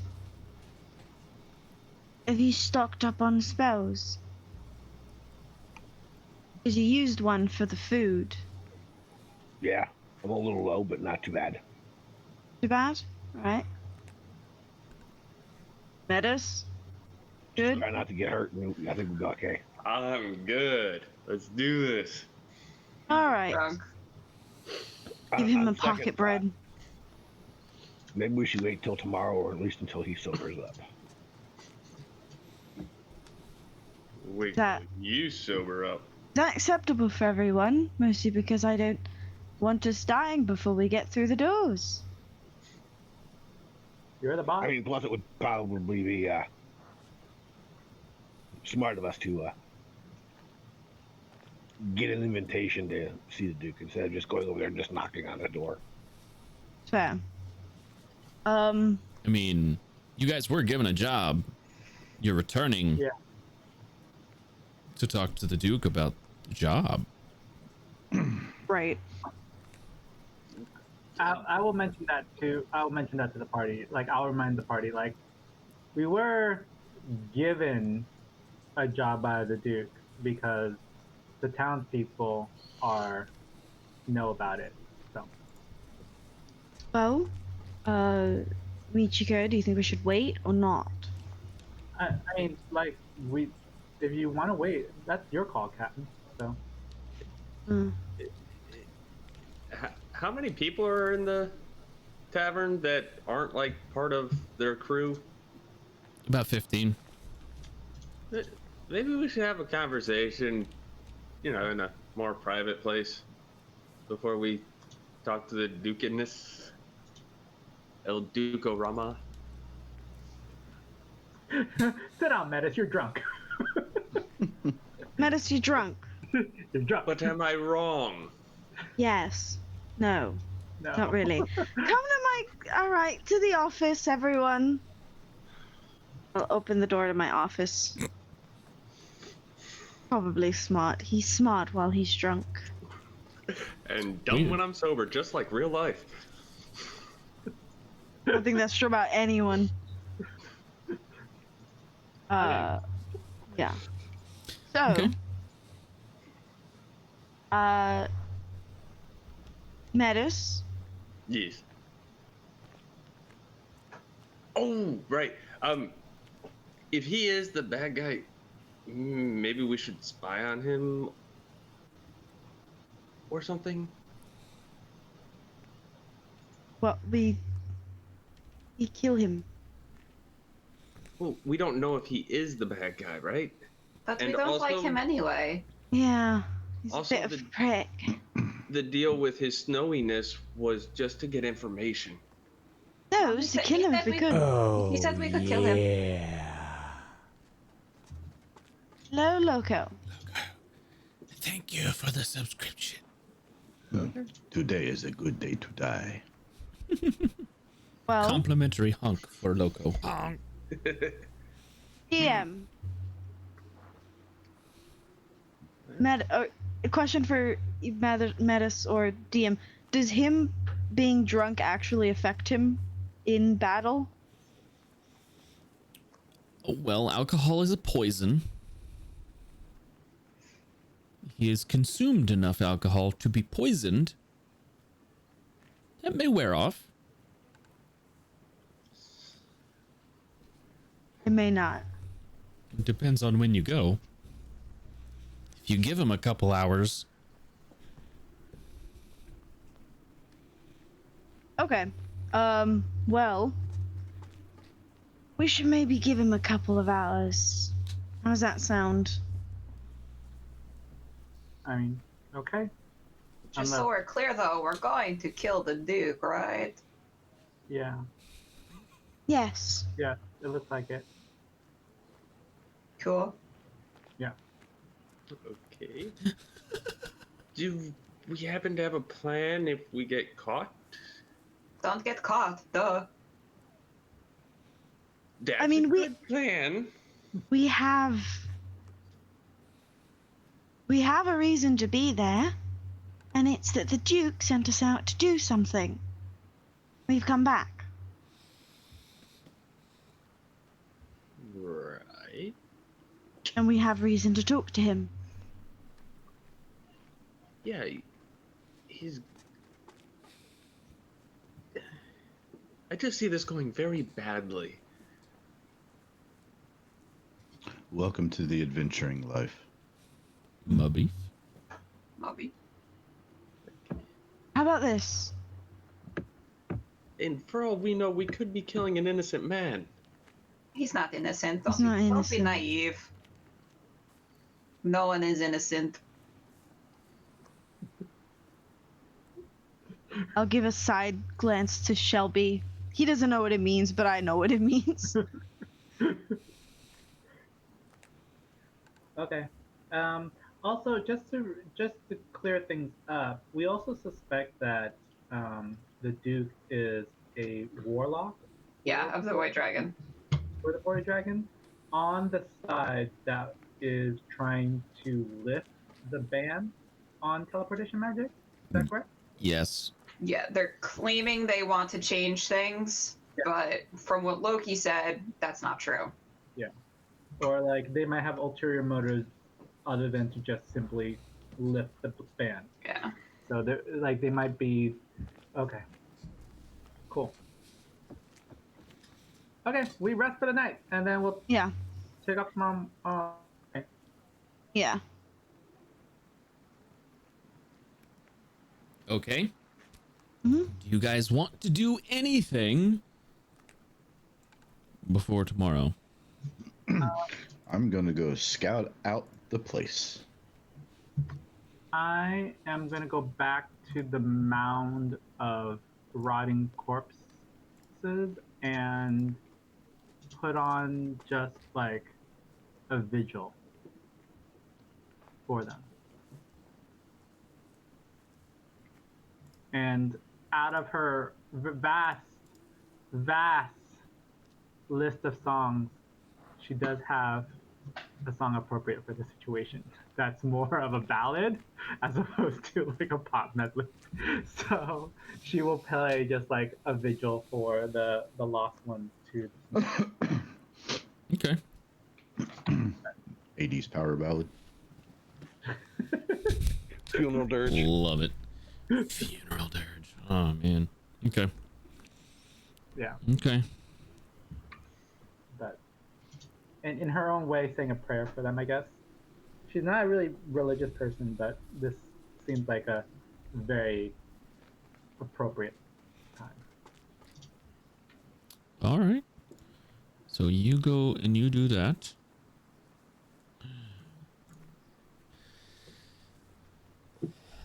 Davros, you wanted to go scout out the estate, the building, the castle that the Duke kind of holds up in. Yes, sir. Okay. Well, I imagine you're trying to be stealthy. Oh, of course. Go ahead and roll that for me. Oh boy. I'm gonna get sued one of these days for stealing Donald Duck from Disney. That doesn't sound like Donald Duck. Hey, looky there. First roll of the night. Natural 20 for a total of 32. 32. That's a lot. Very sneaky. Yeah. You meld into the snow. Davros is the snow now.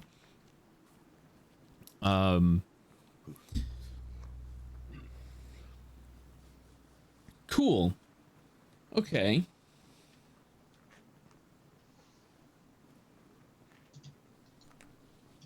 We'll get to that. So you sneak around onto the island of the bay where the castle is. It's a multi-storied building.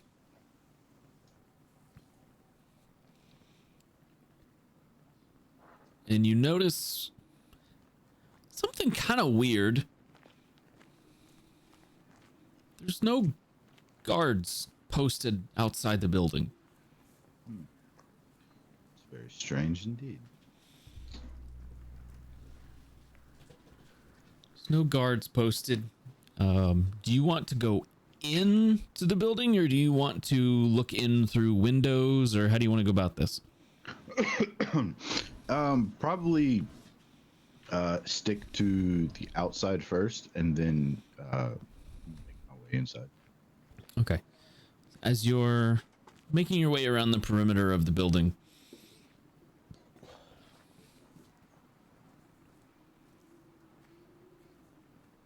there's no guards. Like, in any point where you think there should be somebody, there's just not. The building is completely unprotected, at least seemingly from the outside. I've seen this before. This does not bode well. What do you do? Well, I make note that there's no guards. And as I've made my way around the perimeter, I'd look to try and find the what I would assume to be the best place to try and sneak inside without, being obvious, like going through the front door. Okay. There's side doors, there's windows, there's a door that you think might lead to like a kitchen. It's kind of in the back.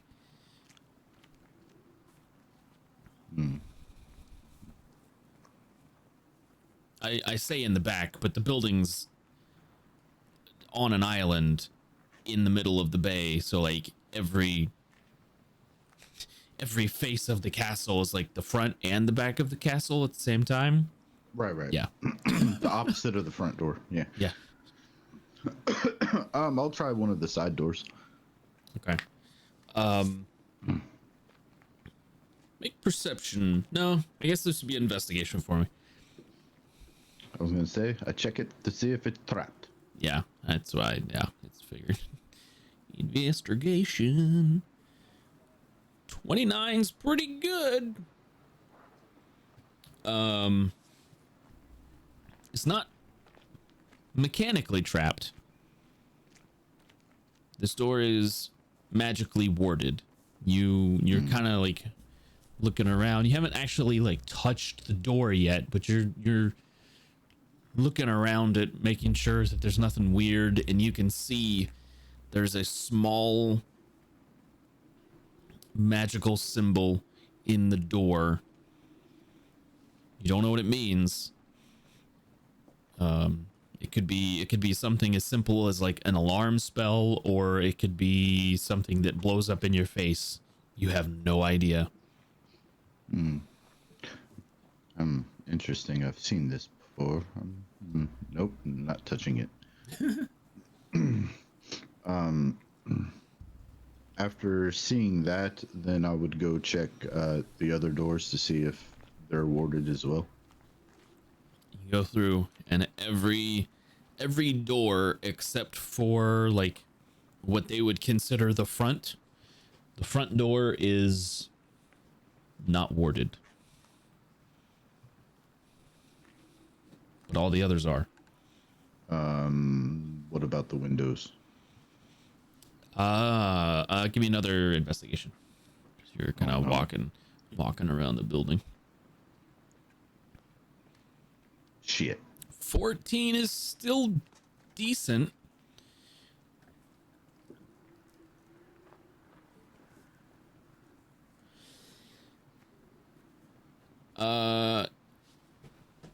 You do find a few of the windows that are like ground level that don't seem to be trapped.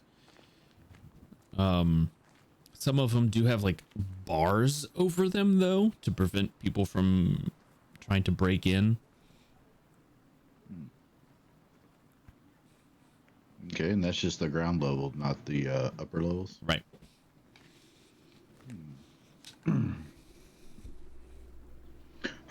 Excuse me. Is there anything on the outside near any balconies or windows that one could possibly affix a rope to?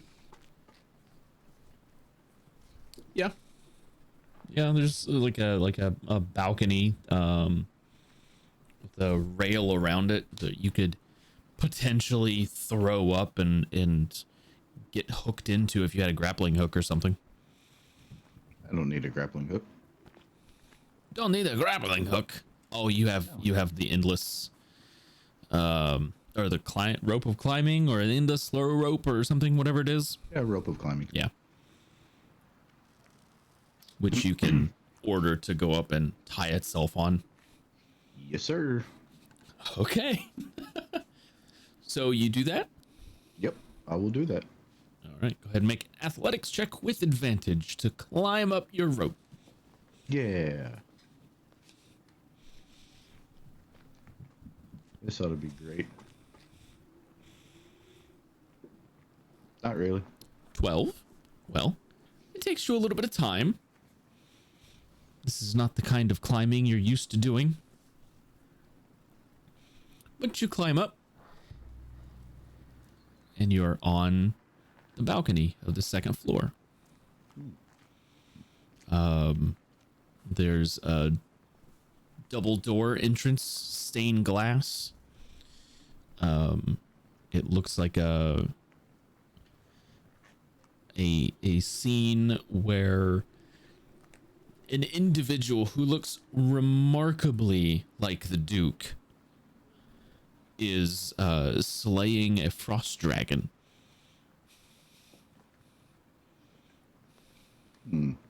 Interesting.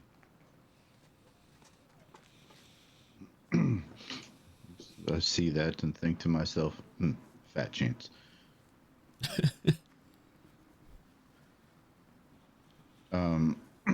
Are there, other than the stained glass, is there any other way to peer into this room? It From the balcony? It doesn't look like it. It's just the double doors, which are stained glass. And go ahead and make a stealth check for me. Oh, another one? Yeah. I thought I rolled so well the first time. You did.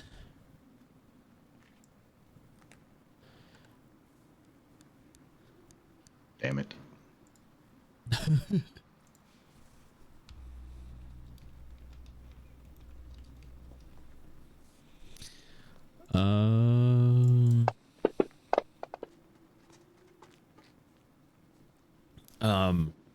On the other side of the glass, you see a shape moving. Tall figure, humanoid, walks past the window, stops for a second, and kind of moves back and looks over towards like the window. You can't make out features of this individual. You're not sure who or what they are. You're not sure if this is just a regular guard or somebody else in the Duke's employ. But they look over towards the window, kind of put their hand on a sword on their side, and then keep walking.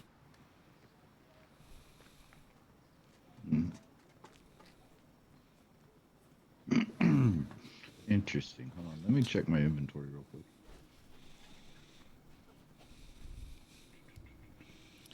What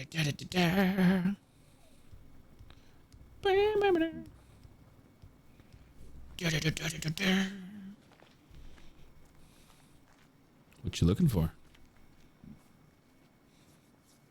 And you're doing this at night too. I imagine you're going under the cover of darkness. Sure, why not? Okay. Yes, I'm Batman. Pretty much. I will wait till said person I can tell leaves, and then I will check to see if the door is alarmed or locked. Because the last time I took somebody's word for it, it wasn't locked. You check. So give me an investigation check.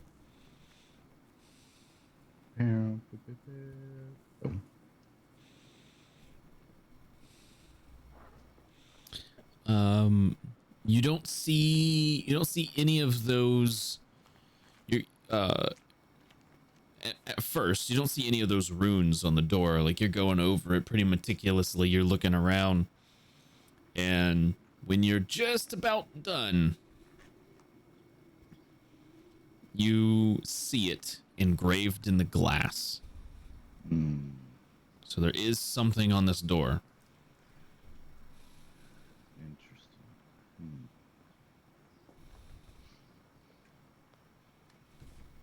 And about how high up is it? The balcony? You're about 20 feet up. So the first floor is about 20 feet.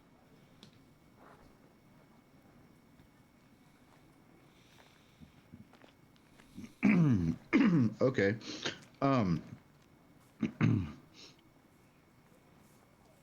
No, that idea could backfire when we all arrive. Damn it. Okay. I will make note of this, and I will climb back down. Okay. On the rope. Alrighty. Climb back down. Tell the rope to release.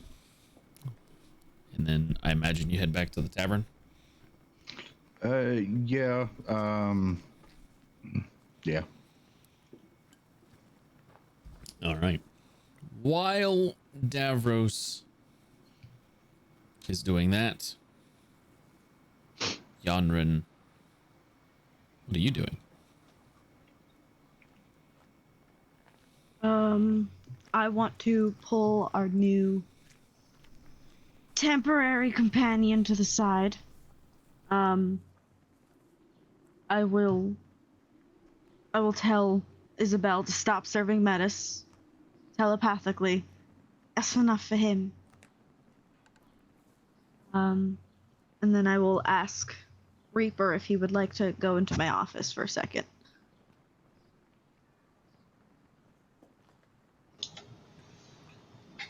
Lead the way. Cool. I'll pick up 2 glasses and a bottle. And I'll walk into my office. I'll sit down at my desk. And I'll tell him to close the door when he comes in. I will close the door and I will stand with my hands behind my back. I will offer you a seat. I'm not an animal. Have a seat. He won't take the seat. Scared of chairs? All right. I'll pour you a cup. And then I'll ask. You're in the Hells. You've been around, correct? I have. You met a man named Vemnath Palenath. I'm sorry. Repeat that again?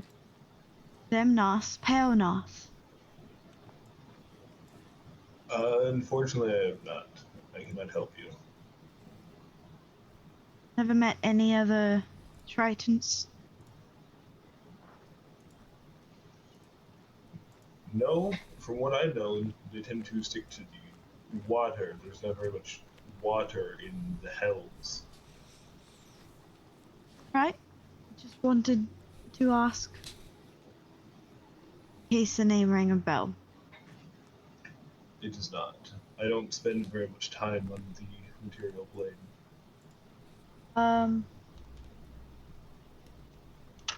1 second. Alright. Have you heard of the name of Ysphera? Nope. Again, I don't know many people. I Fair actually enough. live in the Hells. Worth a shot. Well, make yourself comfortable. Gonna be sleeping for the night. Thanks for your help. I'll open the door for you. Then let you out. And then walk out. I will shut the door, and as the door shuts, I'll lock it, and then I will smash the glass on the ground and sit down and just pop the other one. As you shut the door and lock it, you'll hear a thud as Shelby was about to walk in after you. Oh no! Poor Open Shelby. the door. Open the door Ow. again. Sorry. That's right. I wasn't paying attention. I need you and Cherry and Michi. Wait, Michiko's not here. You and Cherry, I need your help. Right? Well, more than I just need you to guard me while I peek in on the Duke. Okay. Cherry's just curled up next to the fire with like half-eaten cinnamon rolls like strewn about her, kind of in like a food coma almost. Nodis is picking at the half-eaten cinnamon rolls. I'll Nice. I'll look back if I see Cherry go. That coma's gonna last a bit. Well, I guess it'll. I mean, the office is pretty safe, so. Yeah. Chair. Okay, I'll grab a chair, scoot into the desk on the visitor side. Okay. And pull out one of the gems from the bag of holding. Okay. Set it on the table. Spell doesn't consume that, does it? No. I didn't think so. Okay. No, it just needs a focus of 1,000 gold. Right. So I figured, I got 40 of them, so why not? So I will set it there, and I will cast Scrying on the Duke. Scrying on the Duke. You guys have spoken with this individual enough. I would say you are familiar with him. Mm-hmm. So that does affect a saving throw.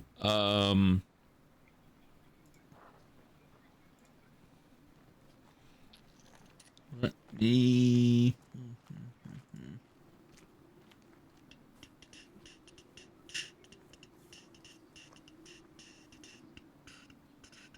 I mean, I'm sure Yanran probably sketched a picture of him or something. I mean, even with that, you are familiar with the Duke, so right. Yeah. Okay. What's the save DC? 17. 17. Okay. All right.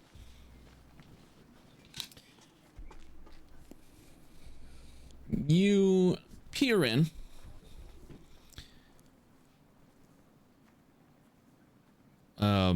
You kind of close your eyes, and everybody else, Shelby, casts the spell. It's not you can't cast this as a ritual, can you? I don't think so. No, it's just a 10-minute cast. So it is a ritual, but not in the sense that it has a ritual tag, because it takes a long time. Correct. Yeah. Okay. Yeah. Sits down and casts a spell, and at the end of the casting, closes his eyes, and when he opens them back up, they're just like whitewashed. You can't even see like past that. There's no sign there's a pupil there or anything. And Shelby, you cast this and you're just there. Like when you open your eyes, you are in the throne room. You're just kind of there.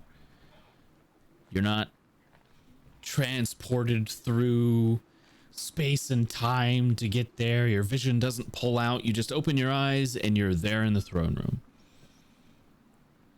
He's just kind of sitting there in the chair.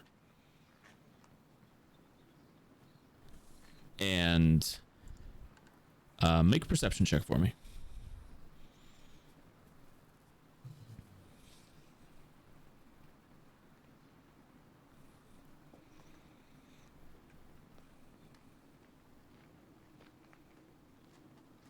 Maybe 19. 19's pretty good. You can see there is a dragonborn standing next to him. Looks like Helune.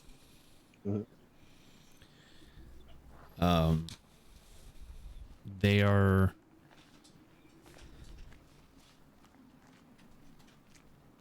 talking, but it's muffled. You can see that he's here. You know he's in that throne room. You know he's in that castle. But you can't hear what they're talking about. Like they're clearly talking. Like you can see that they're speaking to each other. And he's gesturing out towards somewhere beyond your vision. And it doesn't look like it's a heated discussion of any sort.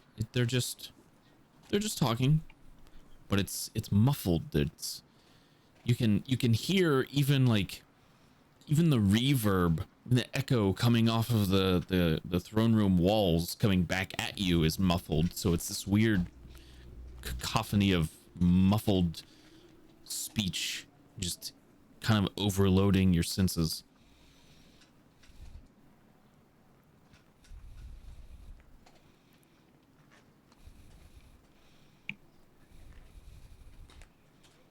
What do you do? So he is there, but I can't make out anything that they're saying.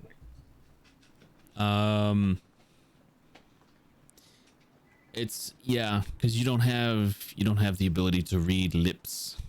No, I don't. Yeah. Make an intelligence check, or Arcana, or Arcana, whichever one would be higher for you. Well, I think I'd ask if I could help, but yeah, this is he's somewhere else. 19's actually not bad. You imagine that this is some sort of protection magic to keep people from hearing discussions that are scrying. Right. This is something that's been. It's a version of like silence. Yeah, kind of. It's obviously not as strong as silence because you can still hear that they're talking, but it just jumbles everything up.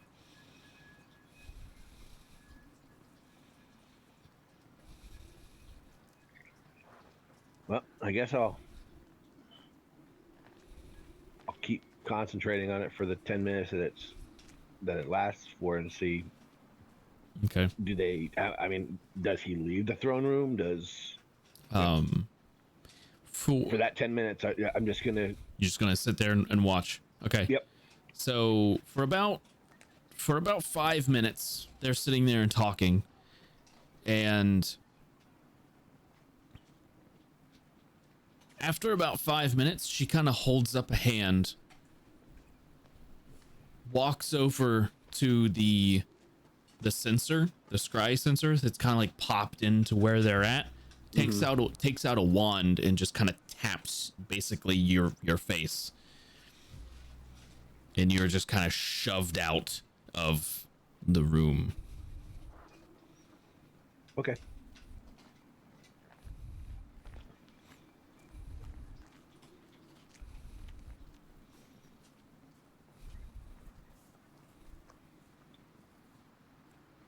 Well, couldn't really hear anything that they were saying. It was all muffled and mumbled and jumbled and apparently the Dragonborn can see invisible stuff. Because yeah, it did take a while for her to notice.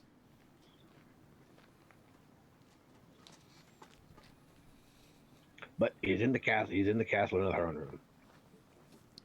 All right. We know he's there. Okay.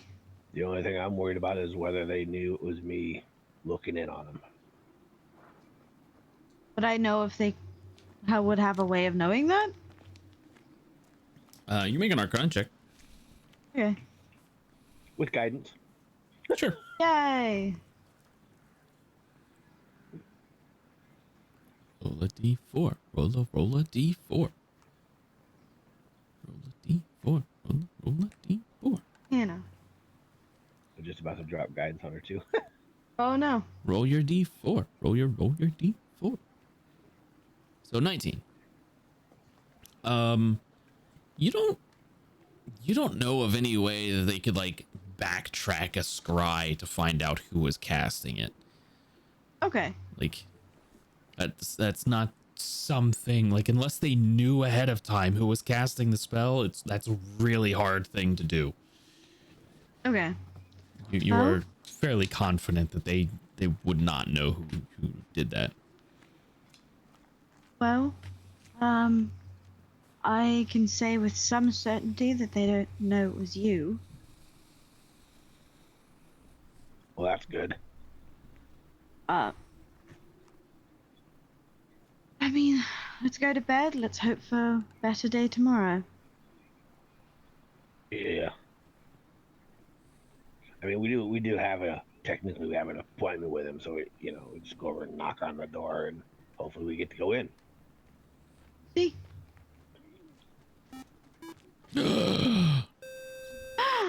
Who's this? Raid. Come, Mashida. Thank you for the raid. Welcome. Welcome, geeks. We appreciate you invading. We're playing some Dungeons and Dragons. A little bit of Cloak and Dagger. Humans in buildings. Humans in buildings. Yes. That's speciest. Houses and humans. Speciest could be any humanoid creature. Maybe. Sure. I mean, if we were a group full of turtles, I could say we're playing the shell game. No! I'll give you that one. I didn't hate that as much as I normally hate Gary's puns. Yeah. We're having a good time. What about you guys? Do you have a good stream? Hope so. Hope y'all had a happy time. Happy times, happy times. Yeah. So what are you guys doing? I will. Oh, go ahead.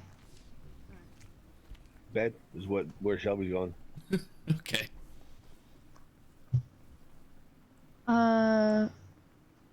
Yonrin's probably gonna honk.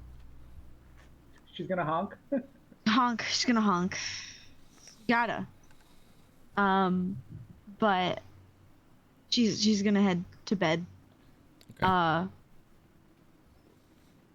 And I think she's probably gonna start sobbing into her pillow.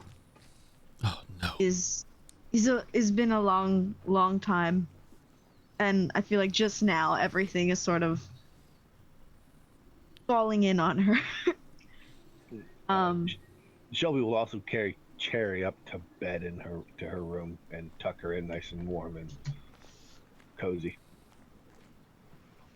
Cherry's going to, as Shelby's carrying her up, you just hear her mumbling about cinnamon rolls. Please don't leave them on the floor. Bring them with you. I'll go back down and get them once I put her in bed. But yeah. Okay. She'll fall asleep. All right. Devros, by the time you get back, everybody's already hunkered down for the night. And Michiko went somewhere, right? Yes. Yep. Yeah. Cool. I go find Shelby's room. Okay.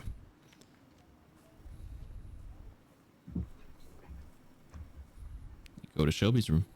Go to Shelby's room and just knock on the door because I know he usually hunkers in his shell in front of the door. So you'll hear some scraping and scratching as he gets up out of the way and opens the door. Come on in. Head on in. So I went and did some scouting at the castle. I was just looking at it too. Not too long ago. Right. It's very strange. There's no guards around the entire place. All the windows and doors, minus the front door, are magically warded. Well, that's given more and more weight to the fact that he's a warlock. Of sorts. Either that or he has a wizard or a sorcerer in his employ. Well, that Dragonborn was able to see my scry. It may have been who I saw through the balcony door then. Stained glass. Couldn't really make it out, but anyway. It appears that they have the perimeter magically secured except for the front door. Almost as if anybody were to try some type of assault, they would more than likely be kited through the front door. So our options, as it stands, would be going through the front door and dealing with whatever defenses they would have set up there, or excuse me. Another raid. Stella Luna. Stella Luna, thank you for the raid. Thanks. Welcome. We're playing some D&D. D&D. Put raiders on the stream. Or if we decided to go through another entrance, we would have to eliminate the wards. Something I'm not capable of doing. I mean, that takes up quite a bit of magical energy. Right. And from what I've noticed, there's only one person in our group that really has that capability, and they're not here right now. Were you talking about me? No, I'm just kidding. I mean, I can. You make a dramatic entrance. Speak of the devil, and she shall appear. No, I'm just. I mean, I know how to dispel magical stuff too. So.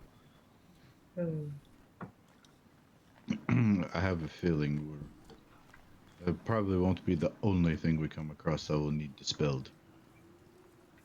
Yeah. Not a good thing to waste all of our spell casting on just getting in. We may need it for what comes after. Right. However, Michiko does have the ability to put spells into items to be used for later.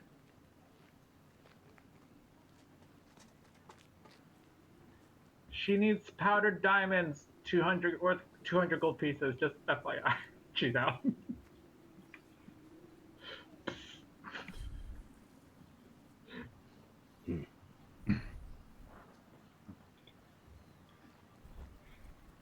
that's might be something we could ask her to do if she's got the ability.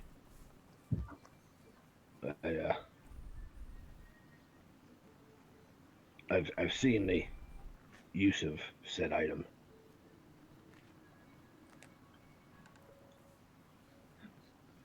As have I. Again, I don't know where she is because the player had other things going on.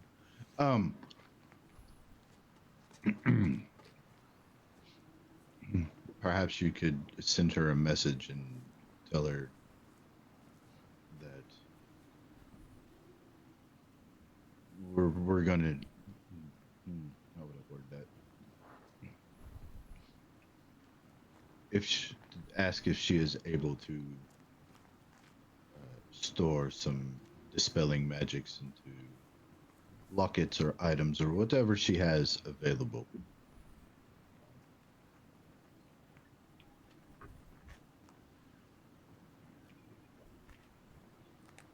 I'm assuming this is before the actual long rest. All right, I will.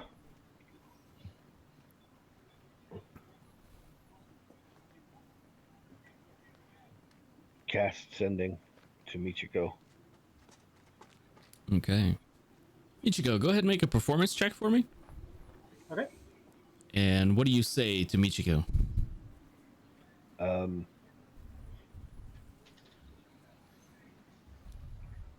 Important question. How long are you going to be? When are you coming back? We need some dispelling magic stored.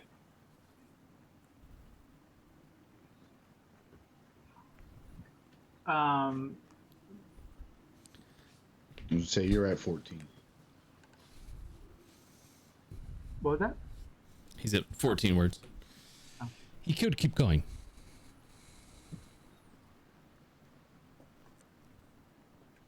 No, I'm good. Okay. So, Michiko, one of the best performances of your life. And in the middle of it, Shelby. But like a true professional, I maintain my composure and everything, and like deliver like right when I'm like getting to like the bridge, right? Just like say like the high note and everything like that, and then at most of the time Michiko wants an audience, like she feeds off the audience, and like it kind of helps her perform, but this is such a very sad moment that like she didn't really care if anyone was around listening. She was just doing it more for, I guess, the dead than anything. Yeah. Yeah. After that, she gets to reply, right? Mm-hmm. How many words? 25. 25. Okay.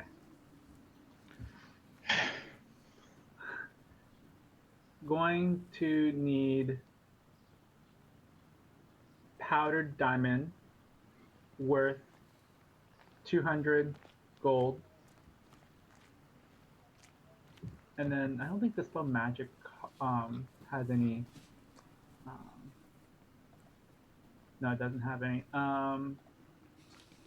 And I think, yeah. So powdered diamonds worth 200 gold. Oh, how many? That was 8? 8. Was that 8? Okay. And items that can be opened.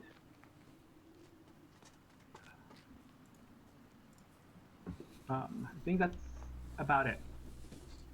So, 14. Also depending on what spell. What spell you want to cast. 21. Okay, that's it. You pooping? You pooping? Okay. So. I'll relay that back to Davros. I'm a little low on dust. So we need dust and lockets. dust, lockets. It doesn't have to be lockets. It can be books. It could be things that just open, right? So, just empty potion bottles, right? That can just like you can pop up the cork, right? That'll work, right, Josh? Yeah.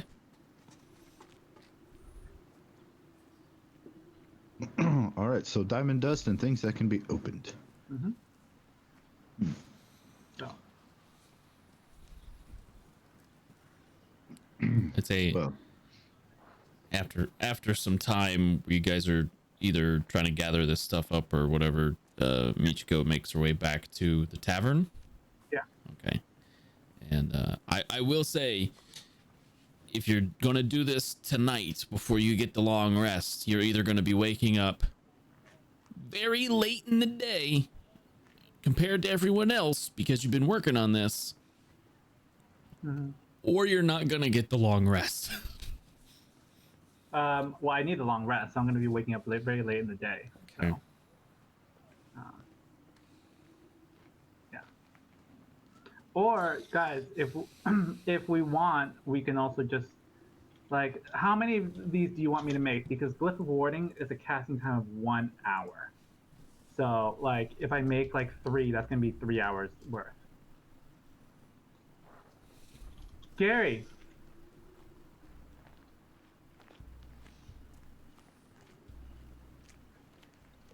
Gary.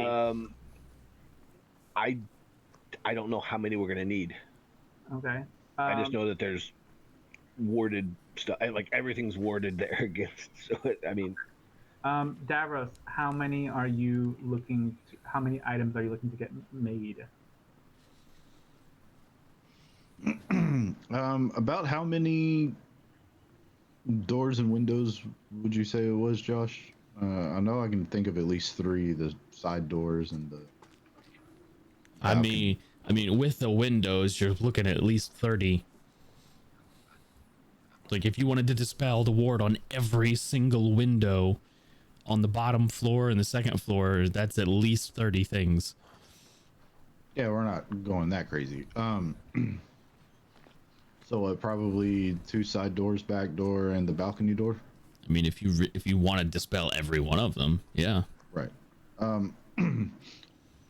I would say if it's possible, 3 for 2 for the side doors and then 1 for the fancy stained glass balcony door. Okay. That has a visage of the Duke in all his glory defeating a frost dragon. Okay. Bullshit, if you ask me. But whatever. Clickety clackety? That's me. Sorry. Okay. That's fine. You guys are going to need to provide the materials because I don't have the materials. So, Davros, if you can, like, procure them, then sure. I thought you never asked. Okay. Also, I want my locket back. I don't have it. You're lying. But Cherry said she gave it to you. And I gave it back, like, last session. Really? Yeah, it's not in my inventory. No. Okay. She'll make a note that she needs to ask Cherry for it. Anyways, okay, so are we going to get the stuff? Are we going to do things? And you said it's nighttime, right, Josh? Currently, yes. So the only option for procuring this stuff would be to either wait until shops are open and go get them, or break into the shops and steal them. I'm fine with either.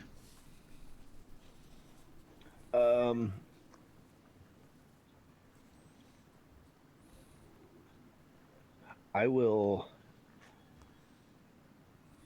hand Davros 2 of the gems that I have. So I'll bring it down to 38. Okay. In case you need to, break in and steal the stuff, leave these in place of it. You're not gonna give it to him so that he can exchange it for powdered diamonds? Well, it's night. Everything's closed. No. Well, if he takes powdered diamonds, you wanna let him use. If he takes powdered diamonds, he leaves gems in place. It's paying for it pretty much. How much is each gem worth? 1,000 gold. Make And I sure have you buy- 40 of them. Make sure you buy 1,000. Get $1,000 worth of powdered diamonds. At least behind a gem. Right. Geez, what places would I know of in town that would have powdered diamonds, Josh? Well, I'm glad you've asked that question. You have, let's see. Enchanted might have it. Bright stones probably be your best bet, though.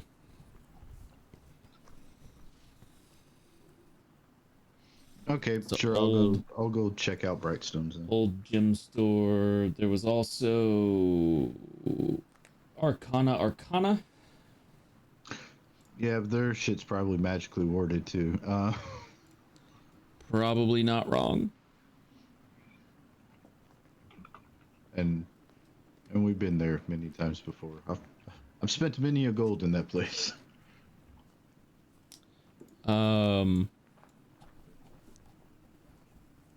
Yeah, okay. So you're gonna try to break in to Brightstones? 'Cause you know they're not open at this hour. Yeah, sure. Why not? I'll scope the place out real quick and then. Oh boy.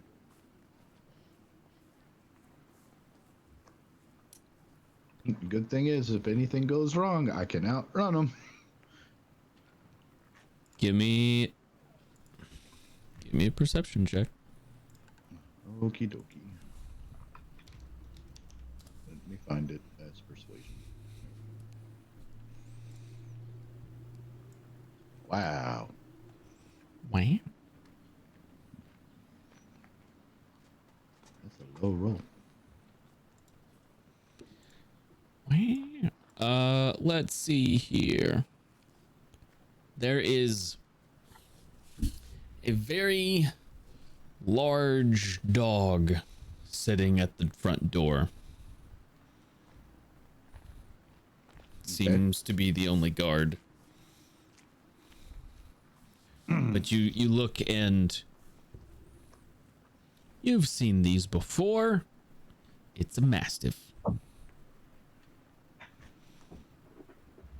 Immediately start thinking of the last time I saw one. It's like dogs.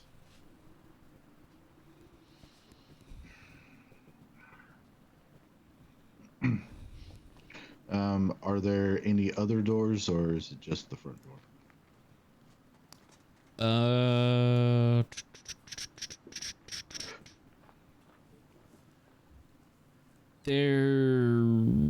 There's like a side window and a back door.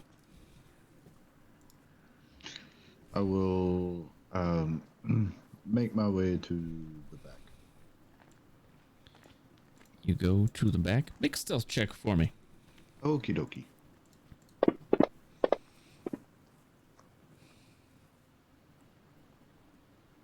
God. I don't believe it.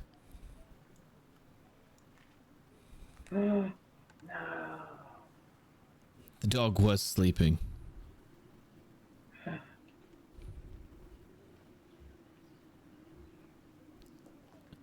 As you're sneaking around the right side of the building, you can hear it starting to growl. And it's looking at you. Or at least in your direction. You don't know if it sees you, but you know that it's heard you. I will pull out some food out of a ration and throw it in its direction. Make an animal handling check. It's a trained animal. Oh, God.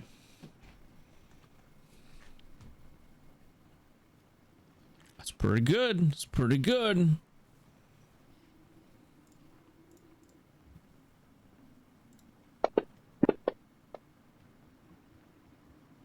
It's not good enough.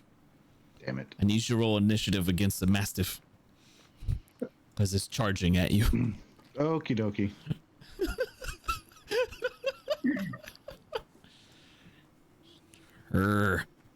Arg. You're...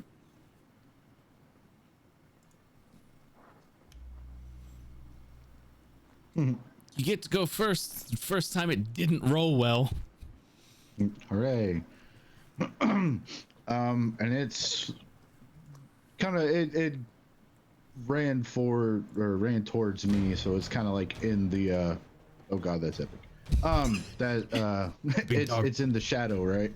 Like yeah, cool. I'm going to choose to non-lethally strike this thing. Okay, it is in dim light, so you have disadvantage. I have disadvantage on attacks when I can see in the dark. Even if you have dark vision, if the creature's in dim light, you have disadvantage. But it's your first strike, so you have advantage. So they cancel out. No sneak attack. But no sneak attack. Yeah, but mastiffs usually don't have a whole lot of health either, so. So you're gonna try to non-lethally hit him? Yeah, I'm just gonna try and knock it out. Okay. So go ahead and roll your attack. Cool.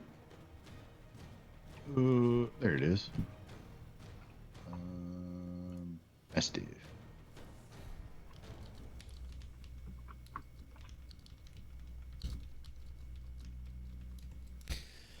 Does a 20 hit it? 20, yeah, 20 does the job. Cool.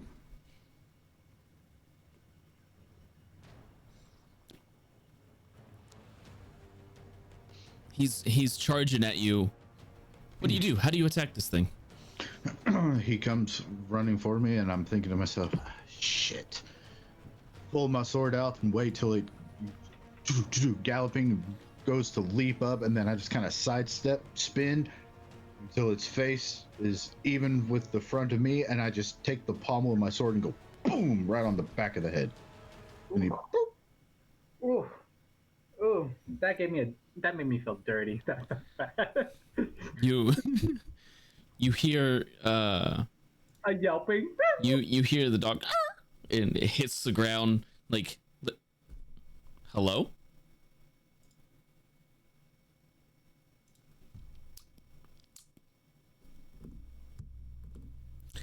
VC just died on me, so that's cool. He abandoned us. VC is just like no. Let me reset all the cameras here.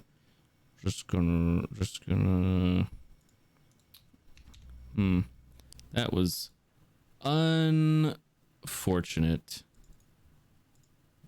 I don't know why it did that.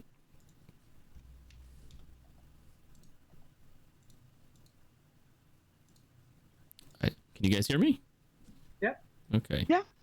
Is everybody back? I can hear you. I mean, we're all here. Okay. I don't know why that happened. It's happened to me once before. And I'm not You're right, Loco. I'm not a fan.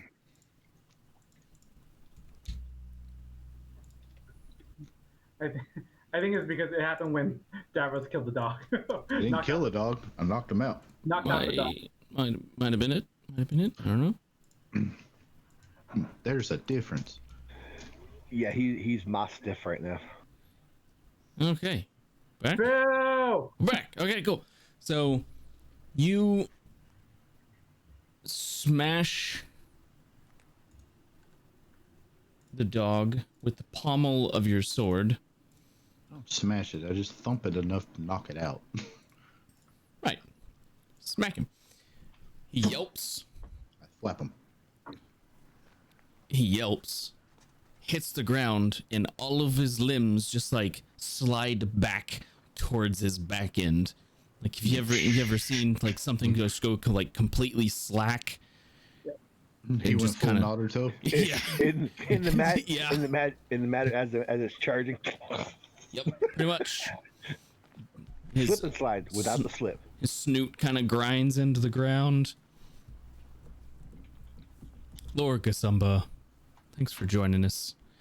Yeah, it just kind of goes slack, slides through the dirt in the gravel, and just kind of lays there unconscious. Cool. I will go grab the food that I threw to him, retrieve it, and set it in front of his face, and just go there, and then head back to the door that I was at before. Okay. Go ahead and make an investigation check. Hopefully I can not pull like garbage. It'd be great.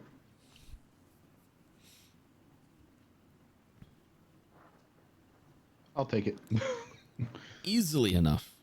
You can tell this place is not well, aside from the dog, who did a remarkable job even noticing you, by the way. Everybody has their good days and their bad days.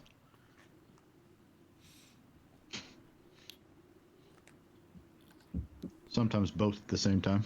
Sometimes. You can tell like this place is not. It's not exactly like an upscale place. It's not highly guarded. Yeah, it's not a lot going on. The door's locked. It's not trapped or warded or anything like that. Cool. I guess I'll roll to unlock the door. Ooh. Thieves' tools.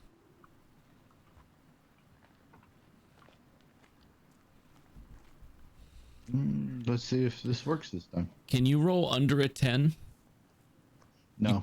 You can technically. With a +7, you can roll. Oh, yeah, it's no, supposed no, to no, be no, plus 12 though, remember? So you can. Okay. Well, you stick your thieves' tools in the door. It just pops open. Ah. I love it when a plan comes together. Cheap locks. Yeah, it's not very good. I will carefully start to move the door open. Make sure it doesn't like squeak. Seems fine. Excellent. Oh, shimmy my way inside. How long are you planning on taking trying to find the materials? And what are you looking for? Powdered dust or shit, diamonds. Powdered diamond. Okay. Or yeah. Powdered diamond dust, but whatever.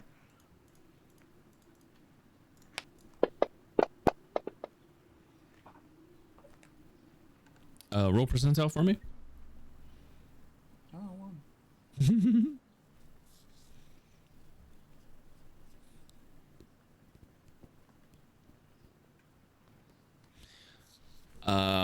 Okay. And give me an investigation check because you're kind of searching around.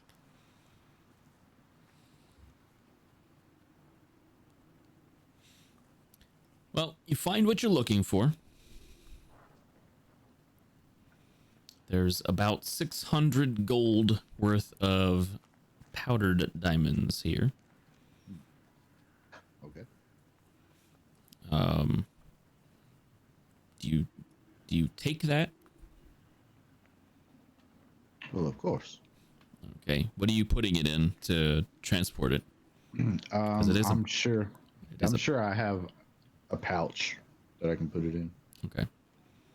Scoop it into your pouch. Are you trying to take anything else? Do you leave the gems Shelby gave you? What do you do they have like any, I know it's a gem store or whatever, do they have like any lockets or do they have anything that could be opened? Just gems. you're looking around. It's like there's most of the stuff they have here isn't worth a whole lot, honestly. Like the most expensive thing they've got is like some onyx, which is worth about 50 gold.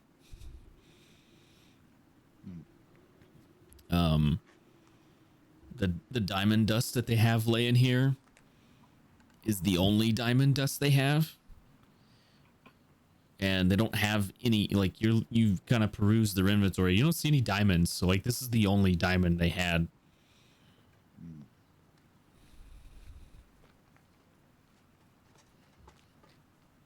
Gotcha.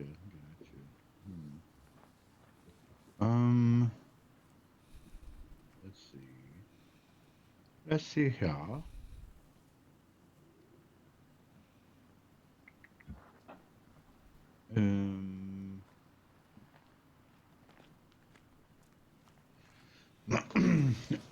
Okay. Damn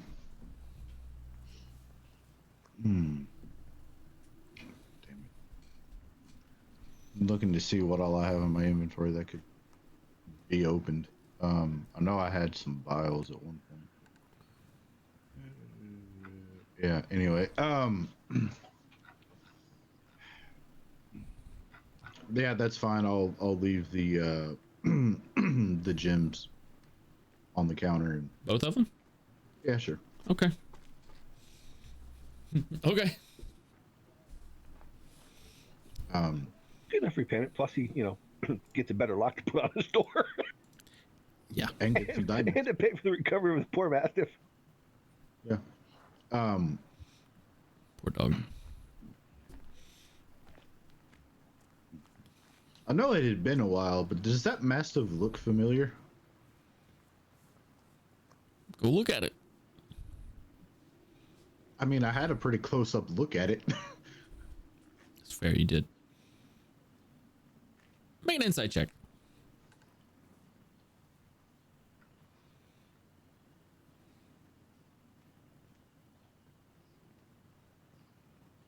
Yes. Yes, it did. The thought will occur to me, and then I'll kind of start looking around to see if there's anything inside this place that I would recognize belonging to somebody I once knew. That I used to know. We're all about that, aren't we? Any kind of... We're all bards at heart. I mean, yeah. Did not mean to do that.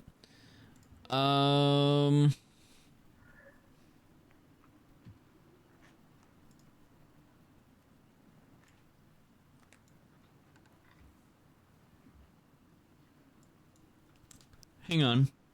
I need to ask a question of one of my players.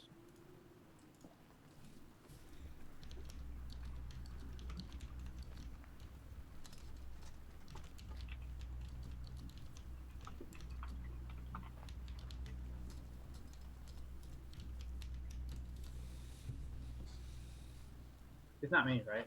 No. Okay, cool. 'Cause I'm not paying attention. Do you remember? I remember the god. I don't remember the holy symbols. Send that the to me. traveler. Oh. Oh, yeah, okay. So you do, like, mixed in with like the jeweler's kit and like some of the other stuff, you do find an amulet that has this whole it has the symbol of the traveler on it. Well, I mean, it's just a dick, so yeah.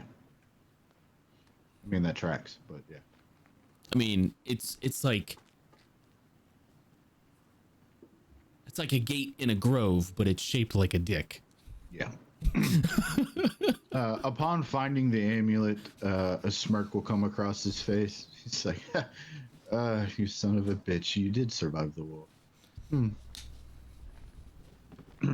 then I will find like a small piece of paper or parchment or something and just write out a quick little note. It says, Kathos, glad to see you are doing well. You weren't here. Dire emergency. Needed diamond dust. left gems worth more than diamond dust. Okay, bye. And then I don't sign it. I'm not an idiot. And I fold it and put it underneath the gems and get out. No get better locks. No. Okay. What if you guys need to break in again? Sorry about your dog. All right. All right. Oh, I left it at K-Bye. Okay, bye. All right. I like it. Kathos comes into his shop the next day, finds the notes, finds the note, recognizes the handwriting. Son of a bitch, they survived the war. That's it. I'm moving back to Riversmead. Never should have came into this damn town. You're probably right. What were you bitching about? You made money. Yeah, but I know you're here now. That's why I need to move. You have a bad track record. Do you think you could hide from us? So you make it back to the tavern with the diamond dust. And how many of these are you making? You had, I guess, just 3. You had 600 gold worth. Yeah, exactly. So 3 lockets of dispel magic. Yep. 3 and something. then- yeah, and I am going. However, let me see. Dispel magic is normally a 3rd level spell, which I can cast it at. But if I'm doing this 3 times, I think I'm going to use up all of my strain and cast it all at 5th level. Yeah. Okay, so you'd have to cast the. Well, okay. So in Glyph of Warding, it says in the spell description that you can store a prepared spell of 3rd level or lower in the glyph by casting it as part of creating the glyph. So, like, the spell must target a single creature or an area. The spell being stored has no immediate effect when cast in this way. So, like, does that mean I'll have to cast Glyph of Warding and Yeah, you're basically it's a single action, but you're casting 2 spells essentially. Okay, but then in the future, when I activate it, I'm not technically casting it because I've already casted it here. Correct. It's just coming from the ward. Okay, because when the Frost Giant and I activated my Right. locket, I made you use a bonus action for it, but I didn't make you spend any strain for that. No. I dropped my invisibility though. Because my invisibility drops when I cast a spell, but I wasn't technically casting. I was popping up in a. You're still okay. You're still casting the spell. It's just you've already spent the strain to do it prior to. Do you see what? Yes. Okay. Okay. Fair enough. Then if I have to cast it basically 6 times to create these 3 items, right? Because one's for the Glyph of Warding, one for the Dispel Magic. I see what you're saying. Right? So that'd be 6 times. If I do it 3 times. 2 castings each. Well, a casting of the glyph and a casting of Dispel Magic. So that would be 1, and then yeah. Okay, so then that'd be essentially casting 6 spells. Would that be all of your strain? Yeah. So if I have to do that, then I can only. If I go into my strain overflow, I can take a long rest and recover all that, right? Can, but as soon as you go into overflow, you'll take a level of exhaustion. But the long rest will get rid of that. Okay. So then, So then with my strain overflow, I have about 40. So 40 divided by 6 is. The problem. Here's the problem. Mm-hmm. If you go into your strain overflow, you have to make a check. If you fail that check, components are consumed, and the spell fizzles. What kind of check do I have to make? It is a it's basically like a concentration check essentially. Okay. It's a spell It's a spell casting. It's a spell casting. So you just use your spell casting modifier, and if that is lower than, I think it's 10 plus the level of the spell. Let me pull it up.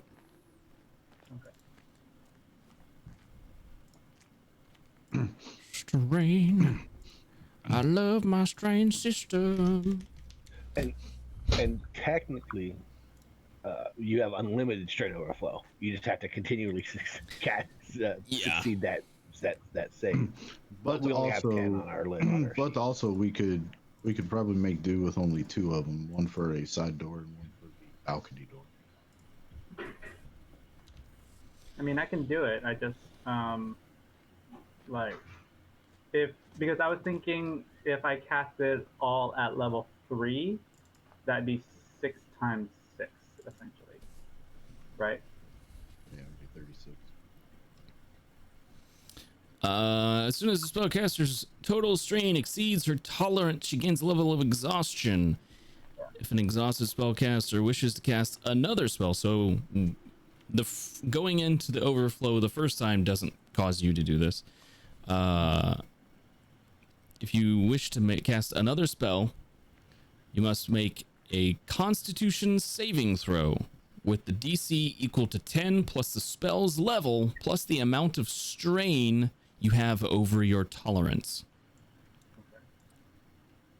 My con is not that great, so you know what? I'm just gonna, for ease sake, I'm not gonna use my strain overflow. I'm just gonna cast everything essentially at second level. But Glyph of Warding has to be cast at 3rd level because it's a 3rd level spell. So if I'm casting that 3 times, that's 18. Isn't and this... then the spell magic is also a 3rd level spell as well. So I'll give you another 18. Yeah. So basically, on my last casting of Dispel Magic, that's when I go into my strain overflow. It'll put you into overflow? Yeah, like, because the first 5 castings takes me up to 30. And then the last one, I'll use my 6 strain overflow, so. Okay. So you'll be absolutely, that way it works. You'll be absolutely exhausted. You'll have no, and it'll take, how long does it take to cast Glyph Warding? Glyph of Warding is 1 hour, so she's gonna look at both Shelby. She's gonna look at both Shelby and Davros, and she's just like, I hope you guys appreciate this. And then, like she's going, like, in the dead of night when it's dark and cold outside, a tremendous light will from this tavern will shine outward like a gigantic beacon in the everlasting dark night. And she casts and it lasts for 3 hours as she is casting, and there's like gentle music playing as each of the lockets are. Sorry, what was the items that you got? They weren't lockets, were they? Or I mean, it could be books or anything that could be opened. Right. So which items did you items are we using? I don't know. We've got books in the tavern, don't we, Josh? Yeah, you got books in the tavern. Yeah, we can use books. Okay. So like afterwards, these 3 books have there's actually, you guys don't actually really see if there's anything that happens to the books. There's no you have to do an investigation check to see the glyph. It's for all intents and purposes kind of like hidden. And then after that, she after the last casting, she just collapses, exhausted. Dungeon crawlers, thank you for the raid. Oh wow, big raid! All the raids tonight. Thank you guys. We appreciate it. Playing some Dungeons and Dragons. Welcome to the show.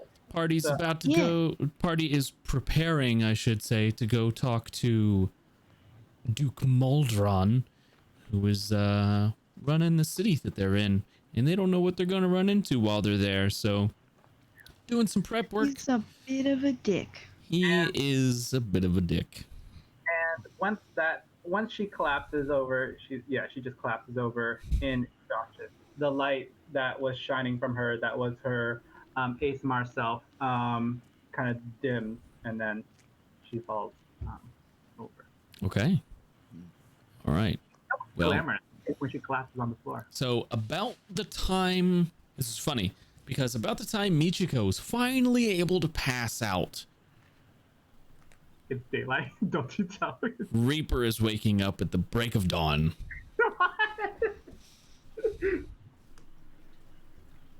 So you did have some sleep before you had to go down.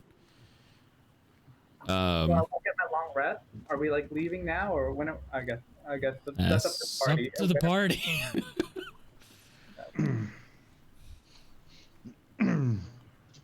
Davros will be sleeping in a dark corner downstairs in the tavern. Kind of perched up in the corner. Reaper wakes up. He is Wow! the first.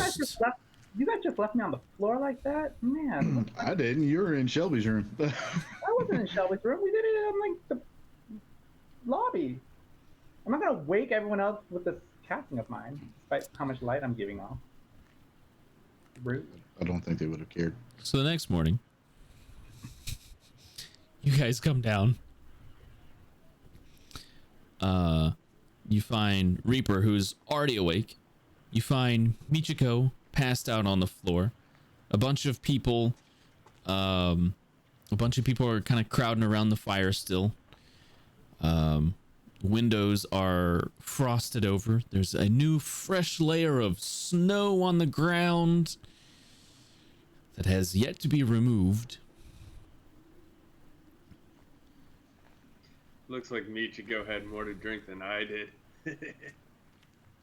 No more drinking for you, and if I see it, I'll smash it upside your head. I'll be right back. I go upstairs to my room, grab a blanket, come downstairs, and just lay it over Michiko, completely, fully covering her. Nobody wants to see her ugly sleep. Thanks, She was I up late guess. casting spells. Thanks, I guess. Like, I did something for you, and you just throw a blanket over me, but Cherry, you carry up to her room. Okay. Thanks, guys. Jerk. I will, I'll walk down, I'll see Cherry. I'll see Michiko, and I'll pick her up, and I'll just, like, put her in my office, because that's the closest room I can go to. Okay. I hate you all, by the way. You have never doing anything for you guys again. You have a couch in there. There's a couch, there's a desk. It's nice. I also have my own room, by the way. Well, Yeah, we but didn't want to go upstairs you again. gotta be carried up the stairs to get there. I am gonna say you guys do get a long rest. It's like after lunchtime by the time Michiko finally wakes up. So in darkness. No, there's a candle in there. No, she's covered with a blanket completely. Yeah, he covered her completely. So you didn't move the blanket off Michiko's. Okay, you're in darkness. She looks dead. Michiko, you wake up like after lunch. You see a little like light flickering, like past a veil over your head. And she gets up and she's like, "What? Where am I?" And That's she doesn't recognize that this is like Yonrin's office, and she's like, "Where am I?" And then like she'll try to find the door and try to like. And you can see there is a candle lit in here. Yeah, she puts the blanket over herself, and then like she like opens the door. I forgot to ask about that. What? Why there's just a candle? You don't know. For light? Right, but it was in my office by itself. Mm-hmm. It's been burning Sorry. this whole time. Other people can go. I'll ask after. It's fine. Okay. Anyway, magical candle. Yeah, she's just getting up, just like. Okay. Yeah, you walk out into the tavern, into the bottom floor of the tavern, and you guys see Michiko basically like. You don't know how she does it, but she still looks glamorous. I should have made sure to mess with her hair one before I put the cover over her. She has a 21 charisma. If that's how you want to play it, I mean, I like it. You have a 20. That could be your personality, but you're choosing looks. Sure. We all know that, like, you guys have already decided that you guys do not like Michiko's personality, so I'm gonna go with the looks. What personality? No one likes her personality, so it was just like, okay. That's fair. I've accepted this. Everyone's just like, oh, you have a shit personality, Michiko. And I'm like, fine. I actually don't, but okay. Michiko walks into the lobby of your guys'. What's your tavern's name again? The Whispering Mushroom. I knew that. You guys walk. Michiko walks into the lobby of the Whispering Mushroom. Kind of looks at everybody. Kind of hung over from spell casting too hard. Good morning. Is it? No. Is it dark in the room? Like, because we're like covered in snow and everything. No, there's a fire. You can see. Okay. She's just like, is it? No, it's afternoon, but like. It's a Michigo morning. That's all. Yeah. She looks at Metis and she's like, "You're right." And what was the bartender's name again? Isabel. Isabel. She's like, and then she looks at Isabel and she's like, "I'll go get my own tea." She grabs a cup. She grabs a cup from under the counter. Puts it on the counter. She's just like, "Thank you." Just like go off to the corner to make like her own tea. No, it's got liquid in it already. She's learning. She's learning. Okay. She's like, don't ask Isabel for help. Just do it yourself. She's like quietly learning. You pick it up, and it's heavy. It has something in it already.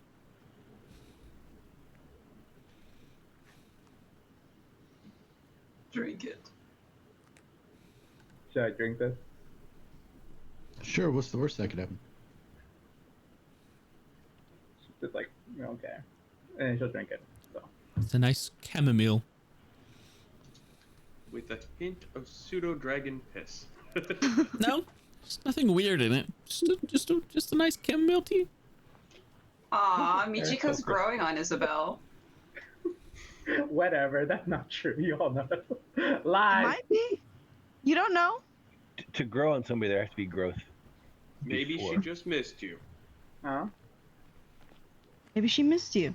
And then she takes a swig of whiskey. That explains it. Okay. So, are we now going? Yes. Before we go, why through limbo? Why is there a candle burning in my office? Are you saying that to Isabel? Isabel.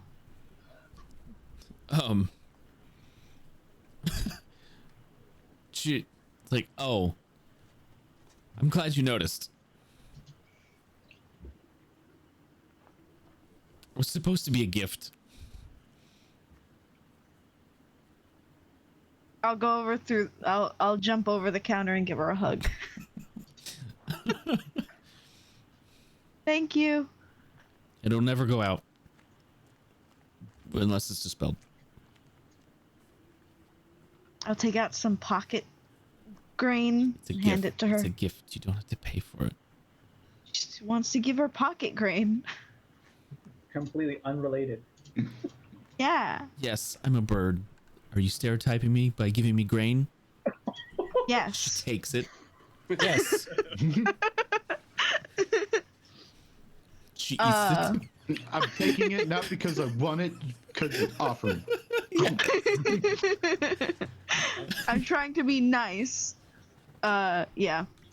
And I'll tell her Shelby knows. Okay. If that's really how you want to do things. If in an emergency, if we have to send one of the other ones,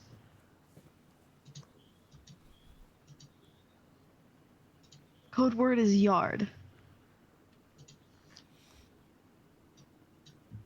But just know that if that happens, you're captain. Okay. Okay, I'll jump over the counter again. Oh, we got a bird back from the tooth that went out. They were able to find some supplies. They're having a hard time getting it all back. So it'll be a few days, but they're making it. Okay. Hidden?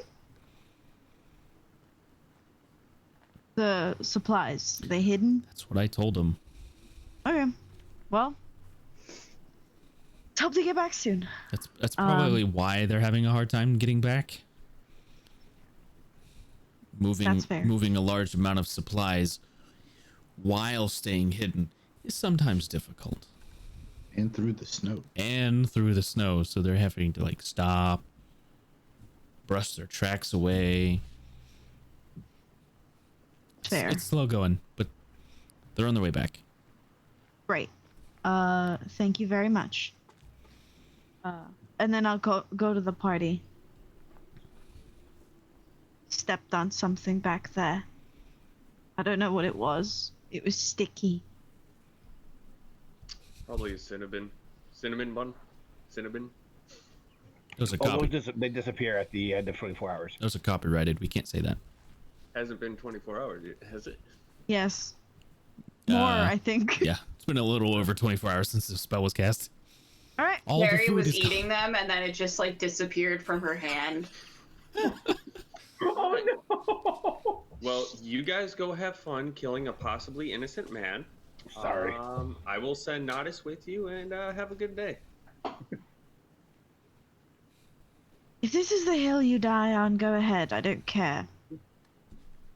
I'll push open the door. Ah, there we go. I'll open the door and look at Metis. You're a fucking coward. Doodles. Wait, why is he leaving? And I'll walk out the door.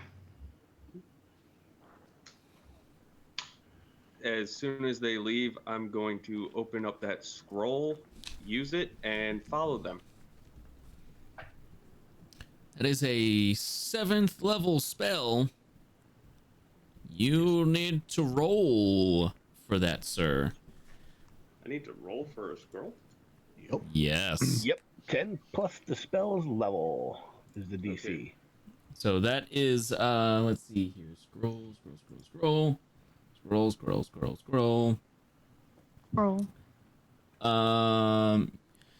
You make an ability check using your spell casting ability. So, charisma check. For you, it's charisma. And I think it's 17. You need at least a 17. If you fail, there's no effect, and the scroll is destroyed. Dang it. Natural 20. Best time to roll a 20. That's good. Natural 20. So you cast the spell Etherealness on yourself. Yep. All right. So what I'm going to do real quick.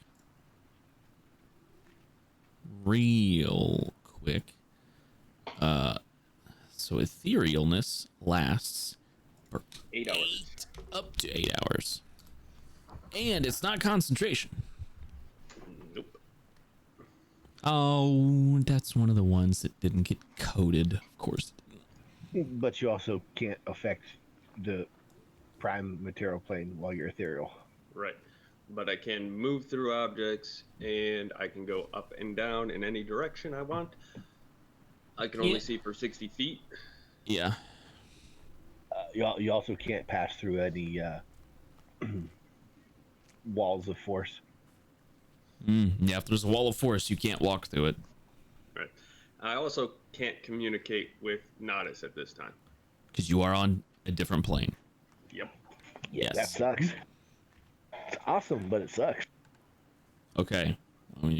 Okay, so keep that spell up so you know what you've got.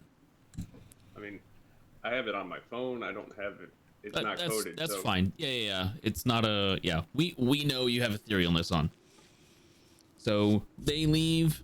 You pop the scroll open, cast a spell on yourself. It takes effect. Your world is now effectively grayscale, and you can only see 60 feet, which is weird because your devil's sight, normally you can see past that. But this is a specific rule. But yeah, I immediately keep up with the party and follow them. Okay. Now you can hear things happening on the Prime Material, right? Yes, I can hear them. I can see them. But they can't see you or hear you. Right. Okay. It's like I'm Davros. But not. Weird.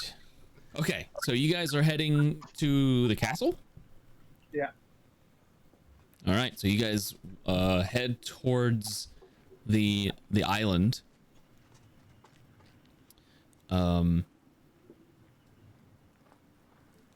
again, you get to the island. You get to like where around the area where the castle is. There's no guards. Like you've seen guards on the way there, walking the streets, patrolling, but you don't see any at the castle itself.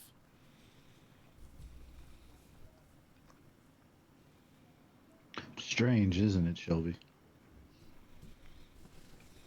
This is weird. I mean, yes and no.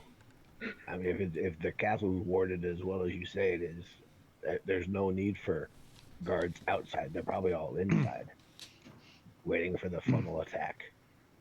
Yes, and if the Duke was just a regular Duke, there would be guards and the castle wouldn't be as warded. Most definitely.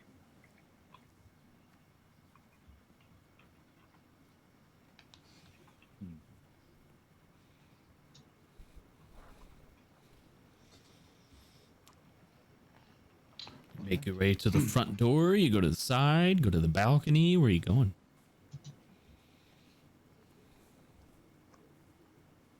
Well, if the whole party is here, then splitting up into smaller groups is probably not a great idea.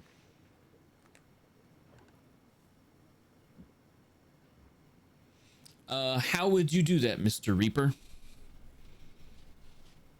You're muted. I'm still used to Tuesdays where I have push ups. This is not that. This is not that. A survival check using the favorite enemy feature. Ooh. Yes. Advantage because your favorite enemy. You're looking for a specific thing, so.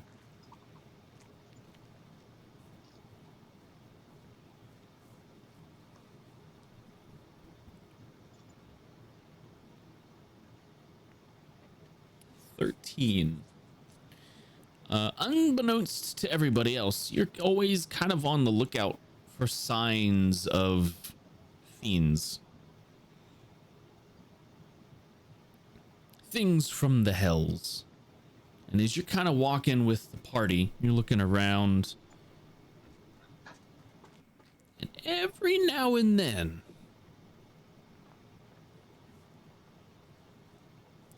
you do notice something.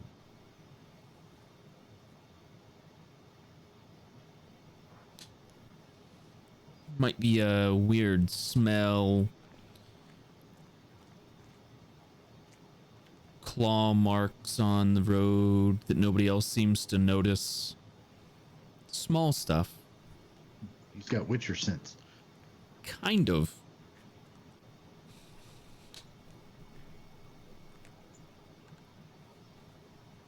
I won't say anything yet, but I will keep mental note.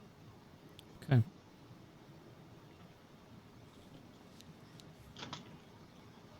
Sorry, I'm a little distracted. There's coyotes out there. Hooray! Yummy. I wouldn't eat them. No. Yeah, they're a little gamey. Coyotes. Anyway, yeah. So what do you guys do? You moving towards the front door? You going inside? I mean, the best way in, so I'm gonna defer to Tapper. we were technically expected because he sent us on a mission. So I mean, might as well just go to the front door and knock. I would suggest everybody be on guard, though. On guard. I'm always on guard. Cherry, do you still have that locket? No, I gave it to Davros. I hate you both. check all of you. I gave it back to Michiko. If she lost it, that's on her. You didn't give it back to me. Yes, I did. I asked for it last time, and you're like, no, I don't have it. I'm like, okay. Yeah, I said I don't have it, and then after that little joke bit wore off, I said I hand her back the locket because I don't need it. Okay. So. All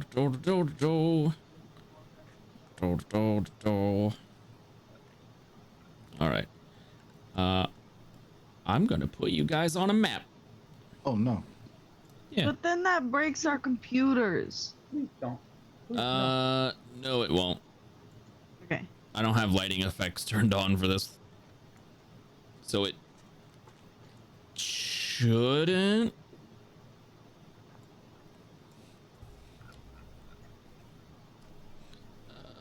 Go.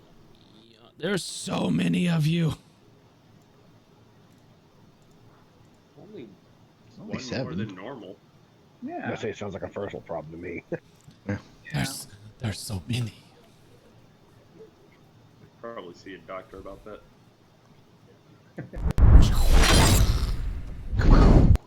I know this map. I love this map. I use this map in my own. Okay. You do? Yeah, in my team. Anyways, not the point. You too are a patron of fine map makers. I love this guy's artwork. It's Anyway. really good. Yeah. You are you guys walk through the front door to the castle, and you would expect to walk into like an entryway or a hallway of some sort, but as soon as you walk through the front door, you are standing like at the entrance of this long throne room with large pillars on each side of it. Does this seem off? Like it shouldn't be here? This is a weird design choice. It seems bigger on the inside.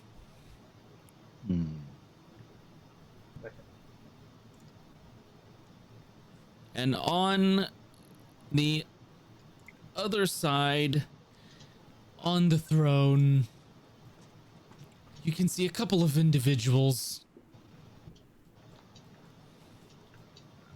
you've met before. Tokens are not locked. If you guys want to approach, you can. I will say the furthest you can get before somebody says something is up on that platform in the middle of the horses. At least I don't think tokens are locked. I could be wrong. So marching orders? Go ahead. Yeah, there you go.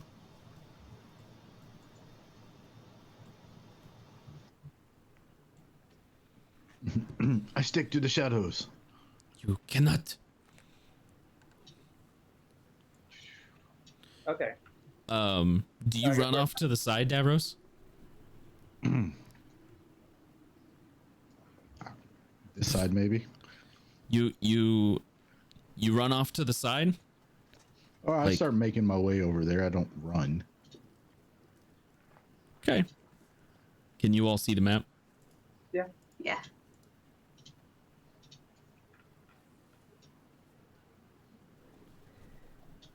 Thorn, did you get it? Yes, I did. Okay, good. Thorn, are you going to be in front or in the back? I guess my question. I'm making my way downtown. Making my way. Why? Why did you do this? Because it was there and I could. You're a monster. No. Oh.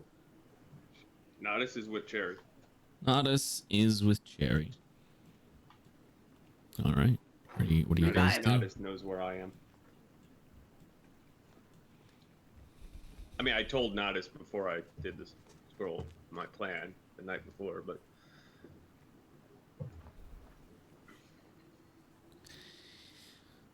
You guys really gonna... Oh, never mind. He's ethereal. It's like you. Yeah. He's not there. E magic. You would have He a to... magic boy. You would have to unsheath them to do such a thing. Reaper. Please do not. I would have done that before we entered the room. So is that slung on your back then? No, I'm just carrying it in my hand like a walking stick. A double-bladed walking stick? Yeah. Yeah, you know. As you People are do. weird. Okay. Get traction in snow. Here. Okay. Well, you guys are walking. What are you doing? You hear on the other end of the hall, the other end of the throne room here. Haluna kind of addresses. Please, come. You've returned. Do I detect a sense of like surprise in her voice when she says that? No. Okay.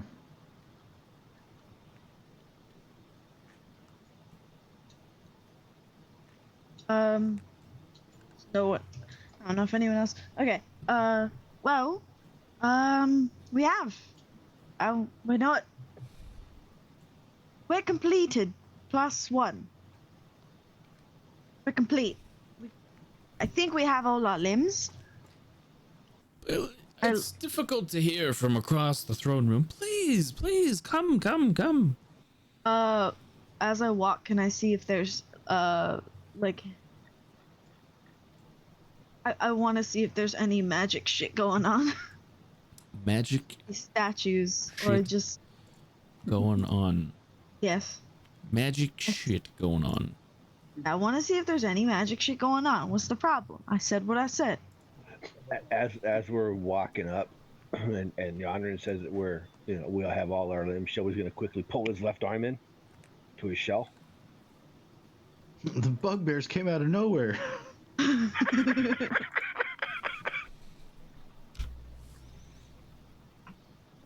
Can I roll like Arcana or something? Hold on. Okay. Oh shit. The fuck? Pardon? The hell you doing? Okay, please proceed. The hell we are? You may roll. I love rolling dice in the background that the players can't see. It always freaks them out. You're a monster of a person. Hell no, we leave. I'm used to it by now, so it doesn't phase me. This ain't my city. I don't give a fuck. I'm not even from this plane. What are you looking for? I just want to see if there's any magical like inscriptions or like from as I'm walking up. I want to scan to see if there's any magical runes or anything remotely magical about. So the only things you would be able to see from like where you're at are the 2 horses on the southern flank there. You don't see anything. They look weird? Just statues. But you don't see any visible markings on them that would indicate that they're magical. Is this the throne room that I saw in my scrying? Yes. Okay. All right. Well, I mean, we're playing it off as if we've killed the thing, and we're back for our reward. Metis. So. Yes. You actually cannot walk past that point. Oh.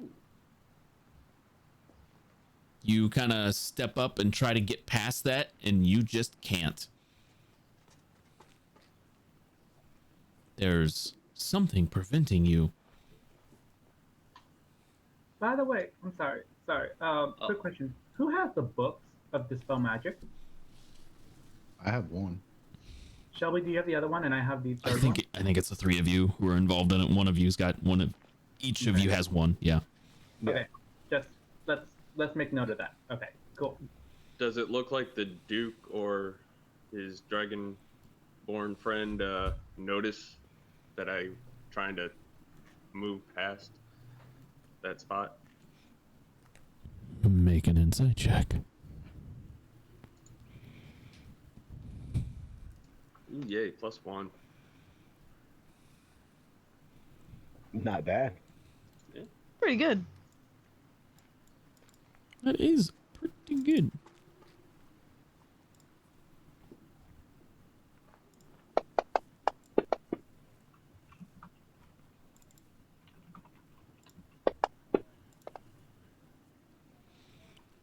Doesn't seem like they're acknowledging your presence.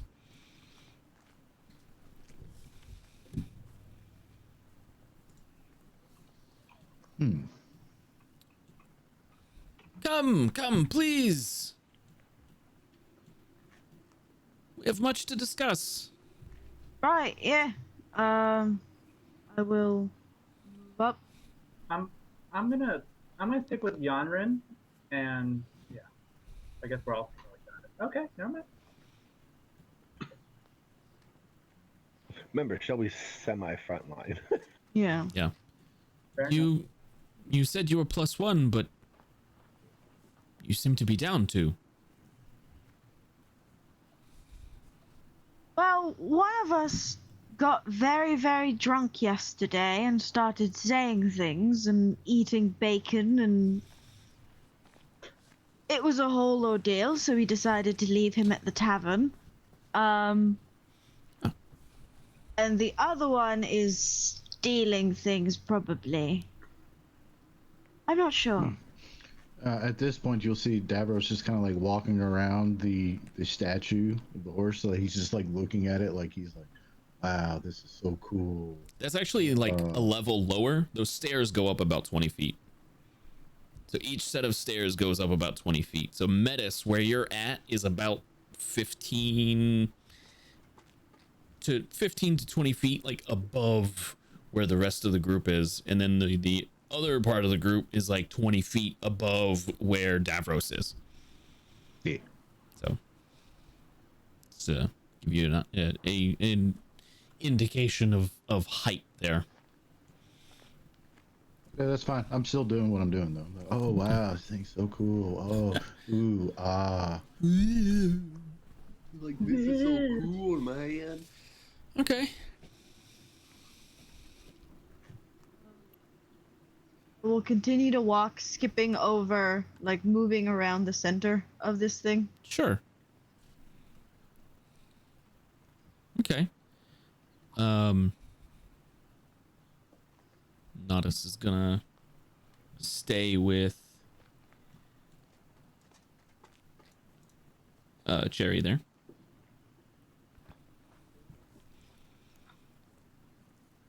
And is there any alcohol in this room? There's some wine like on a platter next to the Duke. However, let's see here. Reaper, Michiko, Metis, Yanrin,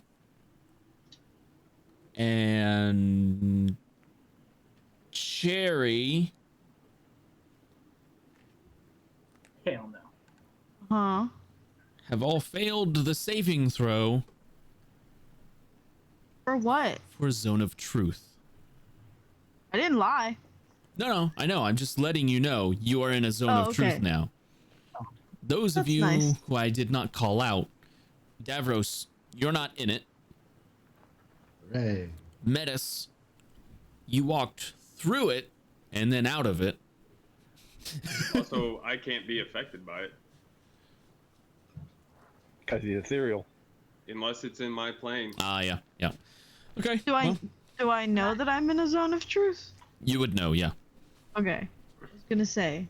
I still have the inspiration. Can you re-roll my saving throw? Yeah, go ahead and re-roll it. What is it? Remove the inspiration. It's from still wisdom. Wisdom save. Notes. Nope. Oh, no. I'm not changing my dice color though. I can't change it. Had to do it to him. You can change the color of the numbers. Yeah. So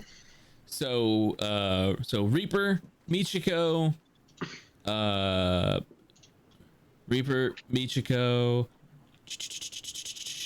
Yanrin, and Cherry, you guys can't lie. You can try to work around the truth or just not answer questions, but you can't lie. Shelby, you rolled a natural 20 for a total of a 30 on your saving throw. Yeah. Sounds about right. Yep. Yep. So, cleric, what you gonna do? So yeah, those of you on the platform have been subjected to that's a really big zone of truth. Well, it is a throne room. And they just, so how did it go? This is the Duke talking at this point. Went pretty good. All the frost giants are dead. That's good. That's good. And the dragon? Dealt with. Dealt with, yes.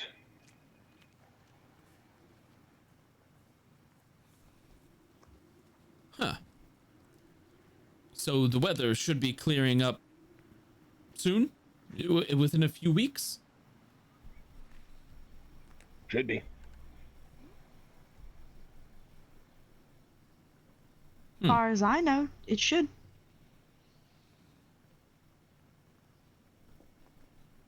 Not technically a lie.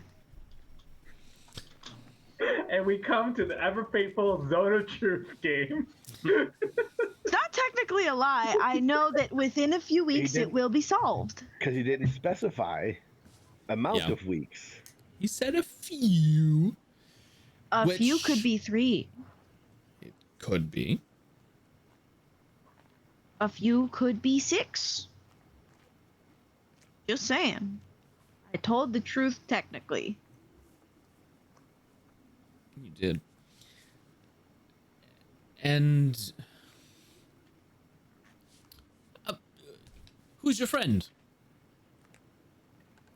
He's kind of pointing over Yanrin at Flynn. Oh, you mean the guy that smells like old farts? Smell like old farts. Sure, I wouldn't know. Just met him a couple days yesterday, day before. Name's Flynn.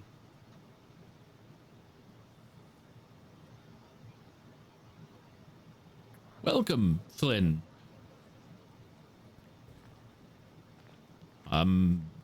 You met this individual how long ago? Yesterday, I think. And you trusted in him enough to bring him here?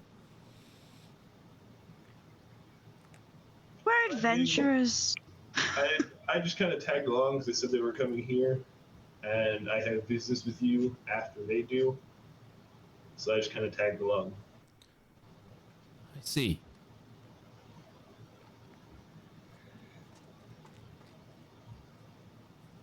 Well,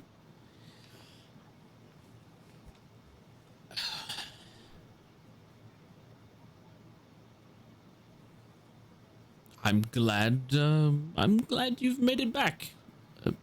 The frost giants, they weren't too much of a problem, were they? Insight. Go ahead. Whether he's glad that we made it back or not. Yeah, go ahead. There.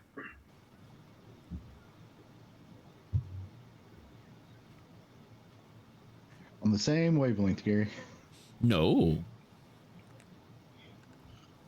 He's not happy we made it back. He's hiding it very well, but he's not happy. Grumpy. He grumpy grouchy.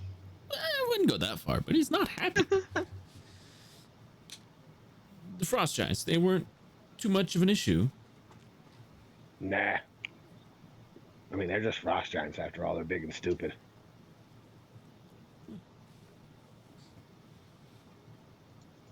And you're sure that the dragon is dealt with? It's not going to be a problem for the city any longer. Oh yeah, it's never been dealt with. Kind of looks over to Halune. Just kind of like raises her eyebrows at him, like one of those I can't tell what if he's lying or not.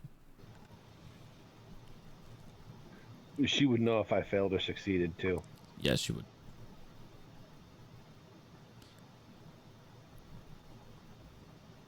Well, this is Halune,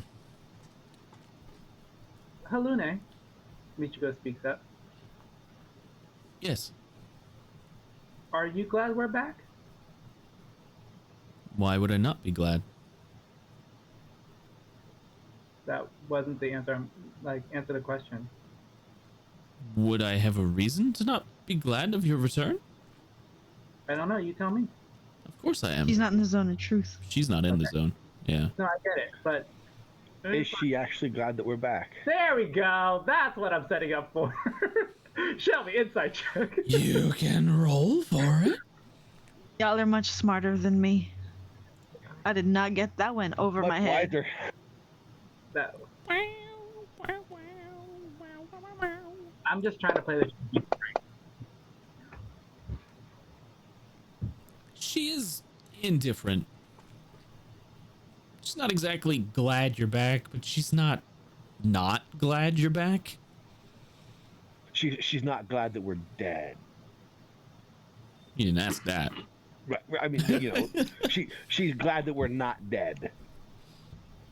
Is what I can somewhat get from. I mean, she didn't technically send us there to die. Right. That wasn't her. But right. But she was there. Yeah. Okay. Hey, Josh. Yes.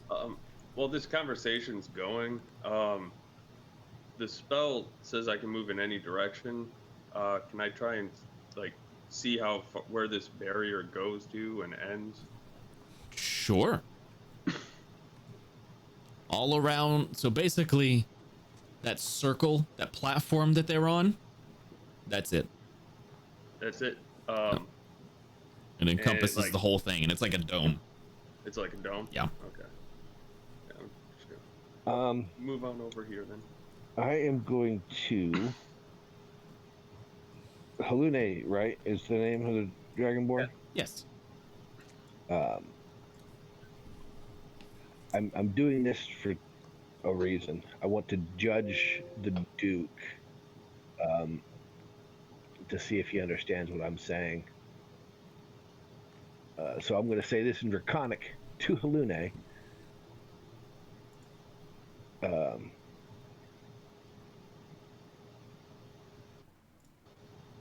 Glad to see that we're not dead.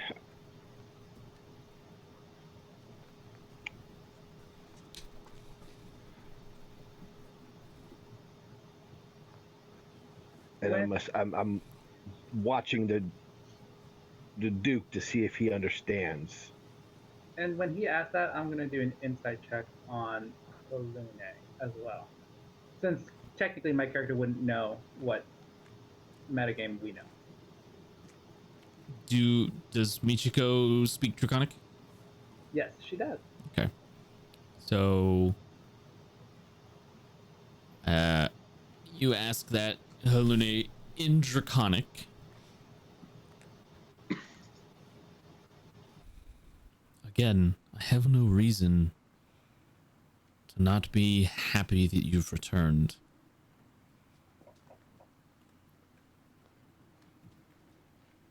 Can I tell if the Duke is actually understanding us in this conversation? Like a twitch of the eye or a twitch of the ear. Or... Roll insight to see if he's like getting it. But... Gonna keep going higher and higher with that insight check. 21's pretty good. It was on a 20. You can't tell actually if he's reacting to that or not. Like he hears you speaking Draconic and looks over, looks between the two of you, and then goes about his conversation.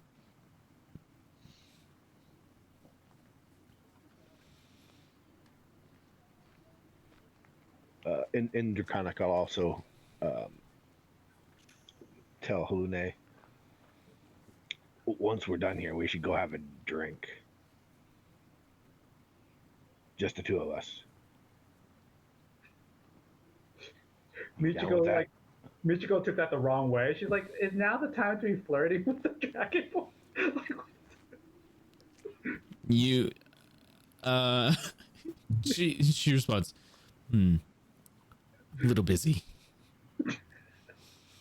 Michiko's like, "Oh, shut." and still, just trying to see if he's doing this for one reason. He's checking to see if the Duke can understand.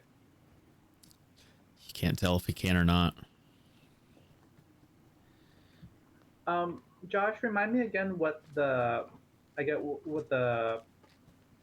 reward was for this quest. 1,000 gold. I think it was 1,000 per person. Yeah. Yeah. Okay. So Michiko will go ahead and ask for that. Oh yes, your reward, of course. The Duke stands up out of his fancy chair. I will walk closer. He opens up a chest with some sacks of gold in it, and he sets those at the top of the stairs.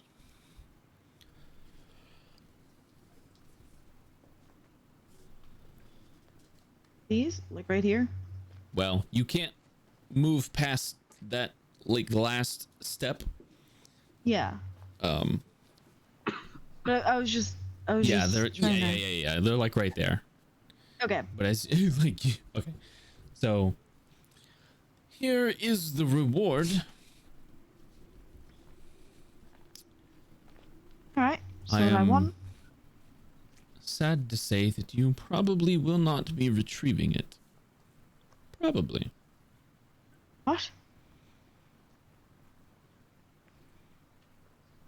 We did the job.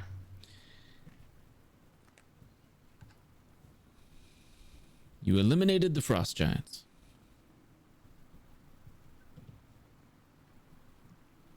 You have been a thorn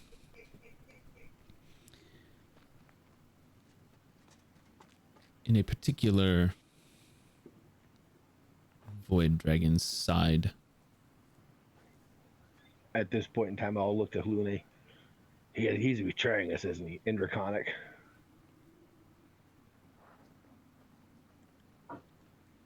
She looks at you, and in common replies, "Yes, we are." Oh, I thought you were nice. You were supposed to have honor. Dishonor on you, your cow, your family. And it is at your that second cow. Your second cow it is at that moment the illusion of this room fades away. Oh, fun. I was wondering why this map was like. The illusion fades away. I don't like illusions. And They're you guys. very mean.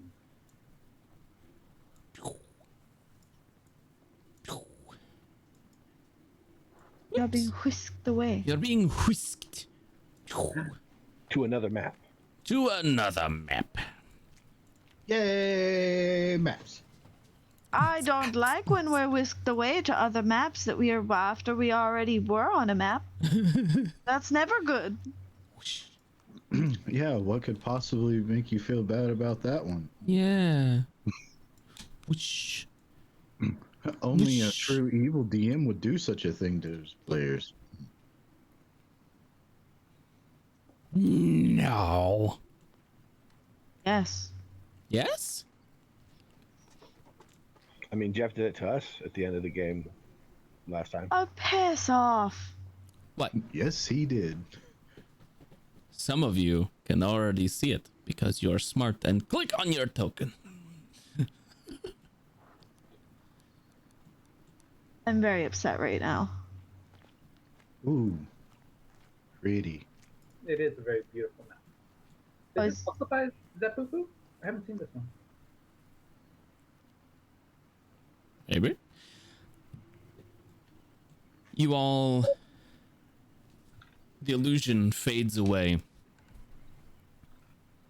And you are surrounded by...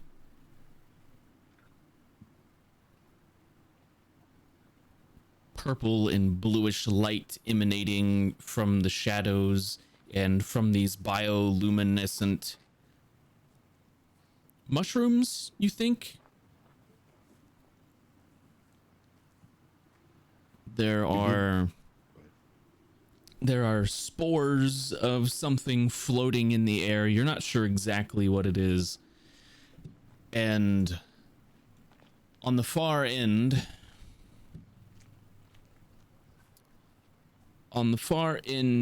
of this room, you can see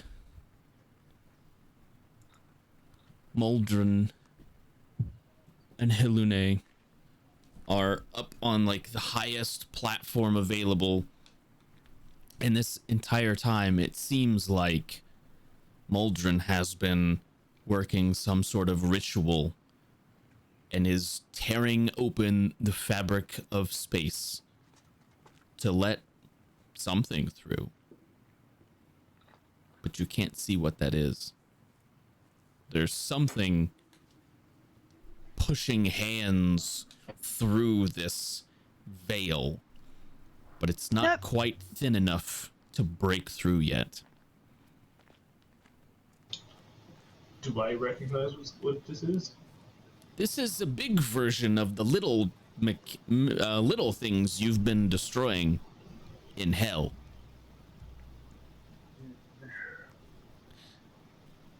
This is where we're going to end our session. It's 1 a.m.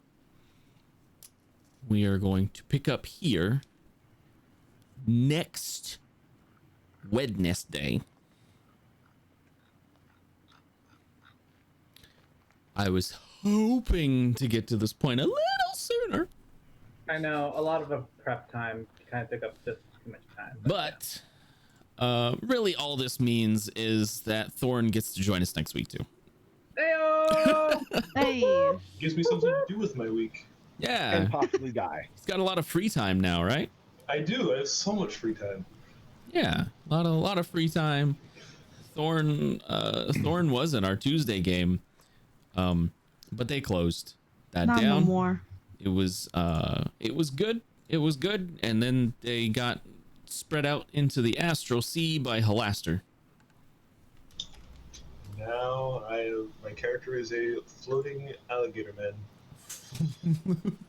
Floating I alligator wish I man? had somebody to chomp. Alligator Loki?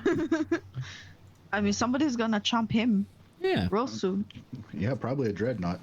They won't have a fun time doing it because I bite back. I'm pretty sure the dreadnought bites harder. That's fine. But I don't know. You ever gotten stung in the tongue by a bee? I have been stung in the tongue by a bumblebee.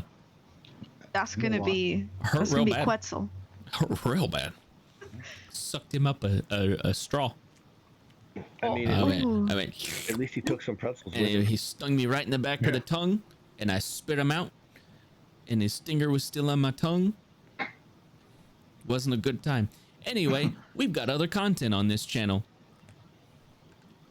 On Mondays, we have Stormlord's Wrath and Storm King's Thunder with DM Sammy and DM Esquire, respectively.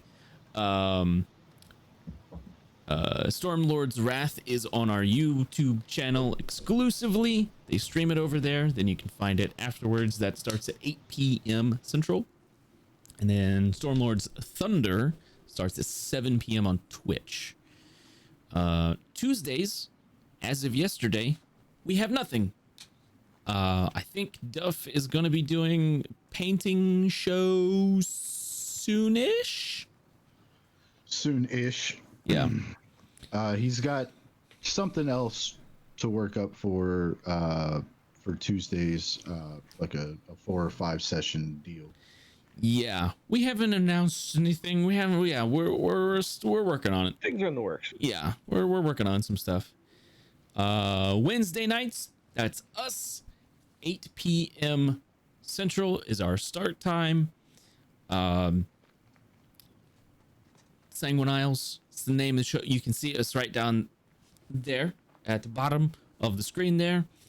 And then we have with this guy right below me, Davros here, or King Bashman in chat. We have Tales from the Yawning Portal with him. That starts at 8 Central. Pain Train. That we've dubbed the Pain Train. There was a TPK a few sessions ago, and it threw that game all out of whack. Yep. Let's see here. Fridays, we have Tomb of Annihilation with DM Mandy. That also starts at 8 p.m. Cherry plays in that one. And then you play in that one. Jeff? Yeah, but I don't want to talk about the same person over and over. I mean, I get it, but yeah. There are various people here are in other content on the channel. That's all I'm saying. Let's see. Saturdays we have Rise Up Against the Slave Lords with DM Duff. That also has Mandy and Cherry here. That starts at 9 Central, a little later than our normal programming. That is that is 5e Greyhawk. Yeah, 5e Greyhawk. Good game so far. It's pretty fun to watch. I lurked a lot. Thank you, Body Bag, for the follow. Texas Body Bag. Texas Body Bag. I might need to. That tracks. I might need to call you later. We might need some body bags next week. What's the difference between a regular body bag and a Texas body bag? Everything's big. Texas is bigger. Okay, there we go. We have some non-stream shows, or currently just one non-stream show. Savage Worlds East Texas University. That is with DM Eric B. That is exclusively posted to our YouTube channel. It's not streamed. That is recorded, edited, cleaned up, and then posted there. My cat's pulling on the door. He's trying to get out. We have Jeff here. King Bashman is running the next subscriber game. So if you have your Twitch account and your Discord accounts linked, you can join our Discord. You can join our Discord, and if you're a subscriber to the channel, you can post in the Twitch sub chat that you would like to join. I think we're up to 3 people right now, and there's 3 or 4, 4 or 5 seats. So this time around, seats have filled up kind of fast. I think there's only 1 or 2 left. So if you want into that, get in. That is you know what? I'll let Jeff talk about it a little bit. Yes, it'll be interesting. A little bit less serious than some of our other programming, which is saying a lot considering how goofy we are across the channel. It's essentially a murder mystery event of sorts. Think D&D meets the movie Clue. There will be a purpose and a goal to achieve, but I don't think even myself is probably not going to be super overly serious about it. It's called Volo's Guide to Getting Murdered. Love it. I love it. And should be interesting. Taking place on the 22nd, so August 22nd. I think the time is still to be determined, but I think you left that open so that the players could kind of work the schedule more than anything else. What works best for them? Yeah, the day will be August 22nd. The time will be determined once the seats are filled up to kind of figure out what start time works best for everybody. Okay. So. Cool. Let's see here. We also have some sponsors to our channel. You can see their little icons down below. We have Total Party Kill Games. They're the creators of dark fantasy Dungeons and Dragons compatible products and hilarious card games, much more. They can be found at totalpartykill.games. They also have very awesome dice. They have, I think I've got, hang on. I might have some of their dice here, actually. Yeah. I have a ton of their dice, but it's all over there. Oh no, it's not going to focus on it. I know it. It's not doing it. I've got a filter on and it's not really liking it. But that dice right there is from them. It's pretty cool. It's more of a digital print. But they've got a lot of cool stuff. I think we have the link. Yep, the link is there in chat. We also have the Druid's Den sponsors us. And you can find magical supplies, apothecary needs. Their website is thedruidsden.com. For those of you who don't know, that's Mama Prater as Duff's wife. So all hail Mama Prater. All hail Mama Prater. Oh, hell, Mama Prater. If you need anything from that kind of a shop, they got candles, herbs, teas, all kinds of good stuff. Incenses. Head over there. I hear the teas are scrumptious. I have heard the same thing. I've heard the same thing. I think they're trying to get like D&D mugs there too. I think they are. Yeah, the supply for that sort of thing for the ones they're looking for is very limited. So they're trying to work their magic, pun intended, to get some of those mugs. Yeah. Yep. Anything else? Anybody got anything else? Well, if you would like to watch King Bashman, Thorn, and myself play some video games and get upset at each other and kick and scream, you can head over to Survival Trio, where we play a variety of just regular games. I think we're going to start with 7 Days to Die, and hopefully survive, and hopefully not want to kill each other at the end of it. We'll see how that goes. Well, all right. Yeah. You said it was the Survivor Trio? Survival Trio. Just survival. Survival Trio. Yes.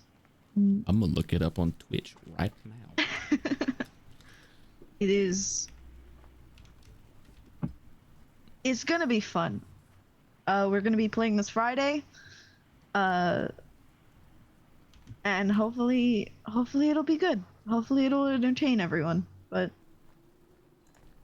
hopefully, 7 Days to Die is very entertaining to watch with 3 people killing and getting murdered. Yeah, I have watched some people play that.